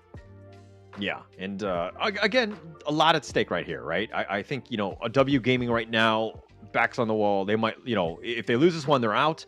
So they really need to come up with something, right? So there's a lot of strategizing that you're seeing, you know, the teams talking with one another, trying to put their best foot forward, kind of really sticking it to them. Because, you know, GS right now, they're all smiles. Like you saw the video cams of just all the players. They're just having a good time. They're drinking water. I think it's water. I'm not sure. But, you know, it's they're in a good position and they're happy because they understand that what a strong game one that they had. I mean, depending on those auto attacks onto the River Sprite, right? I mean, that water could be something a little bit stronger, but we won't disclaim that if the players don't tell. So, hey, that's like you said, lots of smiles. There's got to be a reason. It's either happy water or they're just absolutely buzzing and vibing in the studio where they are in Abu Dhabi. Because, I mean, these teams get to go to Abu Dhabi, they get to face off, they get to meet some potential like connections within the Honor of Kings global scene, right? Which is a huge thing for what I like about the Open Series is that they get to meet new friends, they get to make new connections, and that only going to build and build and build as they keep going for this, because the Open Series is not just for partner teams, it's for those teams that put in the work and win that first round of 16 in those in-game client games. So it shows that they're worth their salt, right? But let's see if this ban and draft is worth their salt as well. Zhang Fei being the prio ban as well as the Kaiser. Is this something that GS team know about W Gaming that we don't know, Paula? Yeah, I'm thinking so. I'm pretty sure they did a little research on this one because that seems very targeted going in, especially as a first, you know, phase ban. You know, you're prioritizing that quite a bit. I mean, if you're looking at the W Gaming side, the Ogren and Dahlia, very meta picks. That makes a lot of sense, right? But the GS team, they're going to first pick Loong. We've seen this time and time again. Very meta. This seems to be a strong hero, especially with GS, right? Yeah, Higu on that Loong is going to be scary, right? But what he doesn't have is that one pick that I said that they needed to get rid of, and it is that Dahlia. So whoever won in the rock, paper, scissors, if that was the case of that ban pick, thank you for winning. But we get the Yukio Tachirban coming in again. So some more cooking. We got it from one of the winning teams. I believe it was next Ruya who picked up the Yukio, wasn't it, in one of their games, and that worked quite well for them. Yeah, they did well with that one. But, you know, the Cayenne, you know, first picking for them from W Gaming, that might be more of a comfort pick more than anything else. But, ooh, the Elaine and the Shangguan. Yeah, Shangguan coming through. Once again, we saw Shangguan in the last match for Axe MENA. So that's 2 series in a row. We get the Shangguan come through. So a lot of burst already on the side for GS team. So all they really now need to do is have a solid front line, right? But the likes of the Zhang Fei being taken up, the likes of the Kaiser as well. So we might be seeing maybe a Liam Po come through or even the Dune. That makes a lot of sense, actually. Yeah. Just to kind of add in, you need a frontliner kind of to go in with Yukio. You have a lot of sustain in the Cayenne already. So my only concern right now is that GS, they have the Shangguan with the finishing stroke, untargetable, you know, and you can kind of get out of jail for free. And then you have the Loong Infinite Vastness. You have another one, right? So these are things that you probably need some sort of lockdown or some sort of burst to deal with them. W Gaming right now doesn't have the greatest amount of burst or control, which kind of worries me. Yeah, I mean, they've got the deny of access for the Lady Jen. We know that Lady Jen can do the damage, but they definitely need the right team comp. Yukio Tachiaban is probably not the best thing to be kind of implementing into the Lady Jen because it's one of those Lone Ranger picks, right? You trying to get in, trying to close those kills. He can backflip, he can forward flip. They don't ban out on the 5th. So again, Huan is still available for the side of GS team. Not too sure what happened there, but there was a no ban for the first time within the Open Series. Okay, I think W Gaming is like, we don't even need to ban a hero here. We're just gonna give them. We're so confident. We got this one. No, I mean, to be honest, we don't know. But I assume it's something like that. But again, not banning something kind of shaky at this point in the second phase. Yeah, absolutely. I mean, they ban out the Charlotte. They go for the Liu Bei. Okay, we'll see how that goes. So is it going to be Yukio Tachiaban into the Clash lane? More than likely. I can't imagine it's going to be Liu Bei into the farm lane, right? Yeah, I don't think so. I think it's going to probably be Clash again if they really wanted to. But I think that, you know, Look, I don't like the pick here. I would be, lying if I said that I liked it. I do think it's more of a comfort pick, but it's definitely throwing GS in a loop because they're like, oh, what do we do now? They picked it? They didn't ban it? Like, what's going on? Yeah, no, it's a bit weird, right? I mean, they could have banned out the Huan. This could have stopped this whole lineup from GS team. But hey, maybe these are the true comfort picks for the side of W Gaming. They'd probably be saying, hey, we don't need that 4th ban. We can basically just do with what we've got right now. We were messing around in game 1. Let's see. Now that we have our comfort picks, I mean, the Taiyan has not changed, so clearly that is a comfort pick for Mia. But we have the Consort U, so it is going to be the Liu Bei into the jungle. We're having the Consort U into the farm lane. So interestingly enough, we have the long range, we have the physical immunity as well. So let's see if they're able to outpoke the Lung. Yeah, I mean, the Consort U, I'm not a huge fan of it going into this one. I mean, it deals with the shields and whatnot from the Elaine that could potentially be there, but I just don't really see it rounding off that draft. I think that this is going to be a tough game for W Gaming going into game 2. Yeah, nobody is going to find out until we get onto the Gorge, because we saw in game 1 that GS team was a well-oiled machine. This time around, they still may be able to lock in the Huan, so keeping it a little bit more of the same old Sung and Dance, which, hey, is a great pick to basically dictate that tempo, and that's really what you need in this game, right? W Gaming needs to kind of get that tempo for themselves, get control for themselves. It is a 4-man dive into the mid lane, going in onto the Sunbin, missing out shots already. Not quite the 4-man dive that you really expected there from supposedly EU's best team. Yeah, there was really no catch. That was I mean, you miss all the shots you don't take kind of thing, but this was not a good shot to take. Now that they're behind in all lanes, tough situation for them. They tried to go for broke and tried to get that first blood, but Kakarot just playing the positioning game quite well, realizing that something was kind of a little shady. Yeah, interestingly enough though, it looks like that Dope is into the jungle as Yukio Tachiyaban. It's actually going to be the Liu Bei into the Clash lane. So interestingly enough, we're going to have a range in the Clash lane. Let's see how this works out for W Gaming. Not quite working out just as well as they thought it would so far, but Consort U missing that snipe could have been huge. Yeah, could have been huge. They're all a bit low right here, but GS just kept backing off. Again, this is their MO. This is what they did in game 1. They invaded. They tried to contest for that blue. So again, just very similar playstyle. They were like, hey, it ain't broke. Why fix it? Absolutely. I mean, hey, like I said, let's see if they can actually perform anything with this new team comp that they've gone for this time around. And with no confident 4th ban, we see a lot of damage going onto the Taiyan and also driving away Vix in the mid lane. But Liu Bei is pretty much stalking quite close by. He's not playing much into the Clash lane because I feel like if he 1v1s against the lane, it's going to be a bit of a struggle for him, right? Because he's only got 1 dash away. Yeah, 1 dash, but, Goat Whisper all by himself. This is, again, very similar. Finishing stroke just going to be a little miss, so to speak. Ghost Whisperer survives this ambush. Yeah, we do see the rotate here from Taiyan and the Lady Jen as well.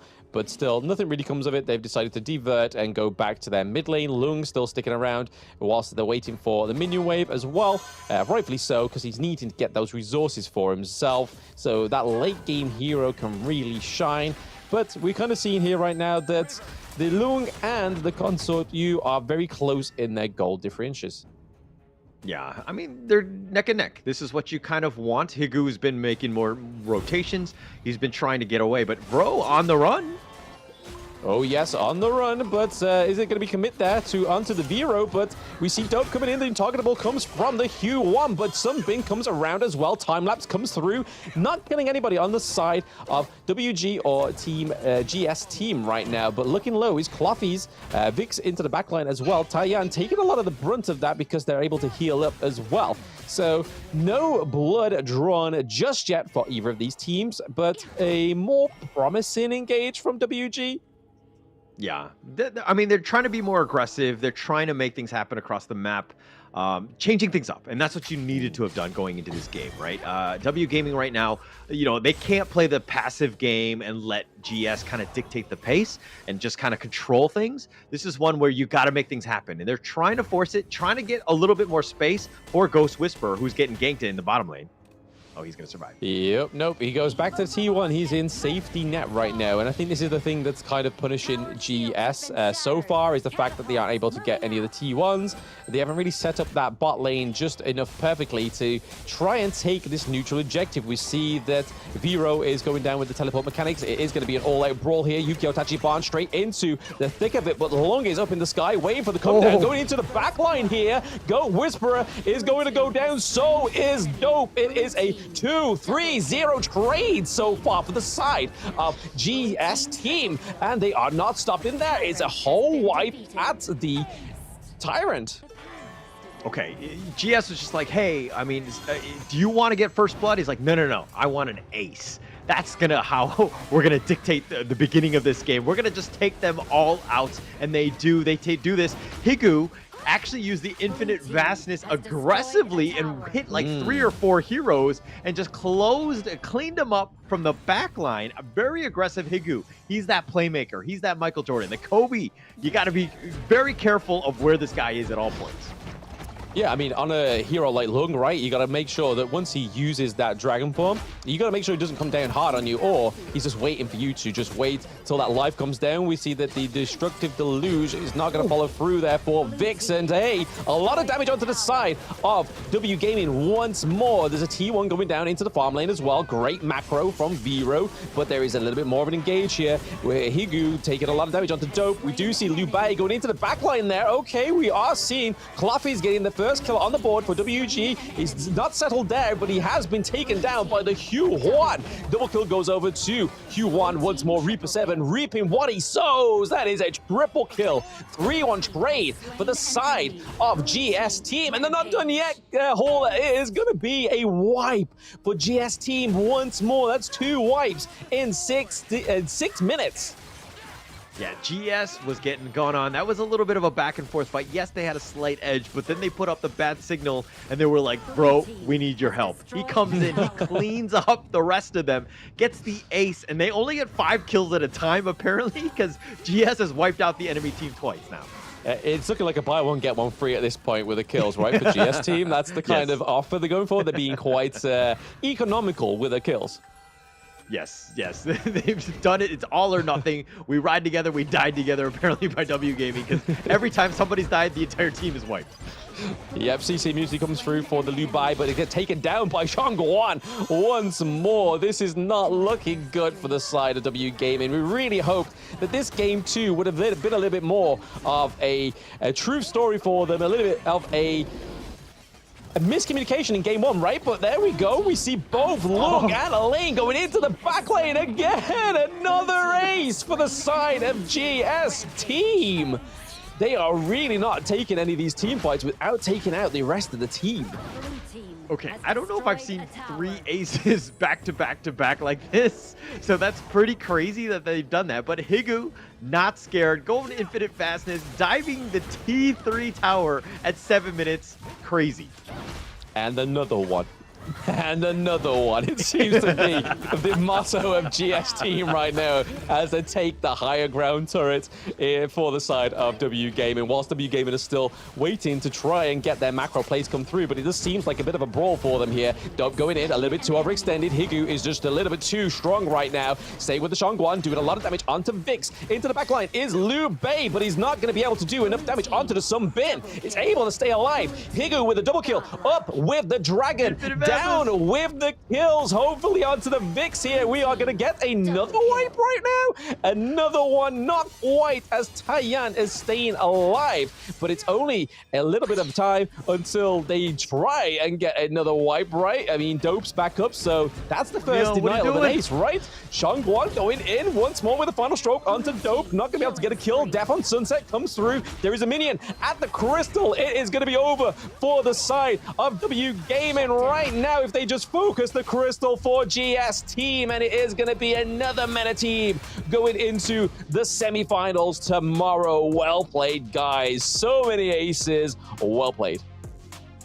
3 aces. They could have gotten the 4th, but Meow actually kind of denied them that last one. But wow, what a spanking by GS right there. Just full control, just domination across the board. Woof, scary game. Yes, I mean, some of the players' reactions was the same as mine when we saw those multiple aces coming through. It's kind of like a, oh, we got to brace ourselves for this one. We got to try and come back from that one. But unfortunately for W Gaming, there was no comeback. And GS team really rocked it in that best of 3, right? Honestly, a team that we didn't know nothing about. Honestly, when they going against up against MENA tomorrow, I think that's going to be a really good match to watch. Yeah, but these are teams that have played against each other, right? MENA was the champs last time, but you know, they're familiar with one another. So I don't think it's going to be as easy going into tomorrow. But looking at this one, right, 2 kills to their name, W Gaming really struggled to get anything going. I mean, it was just so difficult across the board. Look at this. It's like almost like a perfect game by GS. Hey, I mean, props to the people in the YouTube chat, right? They did say that Ghost Whisperer is going to turn it around, a bit of a comeback. But hey, 1 kill from 0 is definitely a comeback. I will give you that one, sirs. Infinitely in the better. Chat. Infinitely better. A 1+ is better than a 0+. But hey, looking to the damage over to the side of GS team, we saw that Reaper was up by 37%. And the gold lead, again, almost creeping up to that 13k gold lead. But the time on the board was just not enough. It was almost a 9-minute match. Yeah, 9-minute match. I mean, the only thing I can kind of, fault GS was that why didn't they end the game in 6 minutes, huh? Why did it take 9 minutes? Yeah, exactly. Sorry, I mean, they could have finished it a Asian little dad bit quicker, right? I mean, hey, if we're going to be throwing criticism across the board, GS team, you could have finished it faster, bros. Could have done it faster, maybe tomorrow. But I was just looking back at the Open Series qualifier for the MENA region, right? And MENA and GS team actually did play against each other, but it was a 2-1. So hey, it's going to be very close for them. I think it's going to be a great series tomorrow, but enough of that. This is going to be really highlighting the effects of that GS team can really do. Those wipeouts of the teams, those fantastic pushes in those lanes. MVP is going to go over to Vero. Honestly, this guy constantly into the back lane with the long as well. Yeah, and Vro actually, okay, my issue with Elaine players is that sometimes they get overextended. Right? They kind of initiate and they're like the team can't catch up with them. And so Elaine usually dies. But in this case, Fro played the Elaine perfectly, right? Understanding that, hey, let the fight happen, let it develop, let the enemy team group up, and then Fro will come in with those Death at Sunsets. I mean, he was just on point, well-deserved MVP with those 7 kills. 7 kills, absolutely. I mean, how many of those team aces was him? I don't think he managed to get one on his own, but that would have been a fantastic way for GS team to solidify themselves into the semifinals with a penta. But here you go. There are the results of today, guys. Major Pride through, Next Ryu through, MENA through, and GS team through. So unfortunately, going forward, no Western European representation. So the only European representation is going to be the Eastern European representation from Major Pride. But after today's performances, Holler, do you reckon these are going to be some banger semifinal matches? Yeah, I mean, I'm hoping that they go to the distance. I wanted that even going into today. Unfortunately, not able to do that. But potentially 3 games, 2 best of 3s going into this one. And of course, single elimination. And we're going to find out who those 2 winners are going to be in those first 2 matches as we get into that grand finals there. Absolutely. I mean, it's all to play for tomorrow because it's not only that KC play-in slot, it's also that top prize of that $10K dollar to $10,000. Jeez, I am literally zapped brained right now when it comes to money. It was all that resources going over to GS in that last game. It's completely muddled my brain, but thank you very much everybody in the chat for coming by and watching the EMEA regional finals. We'll be back tomorrow same time for your semi-finalists to go head-to-head to see who can get into the grand final and see who can procure that KC play-in spot. I've been Blam. With me today is Mr. Holler. We'll be back tomorrow for some more Honor of Kings action.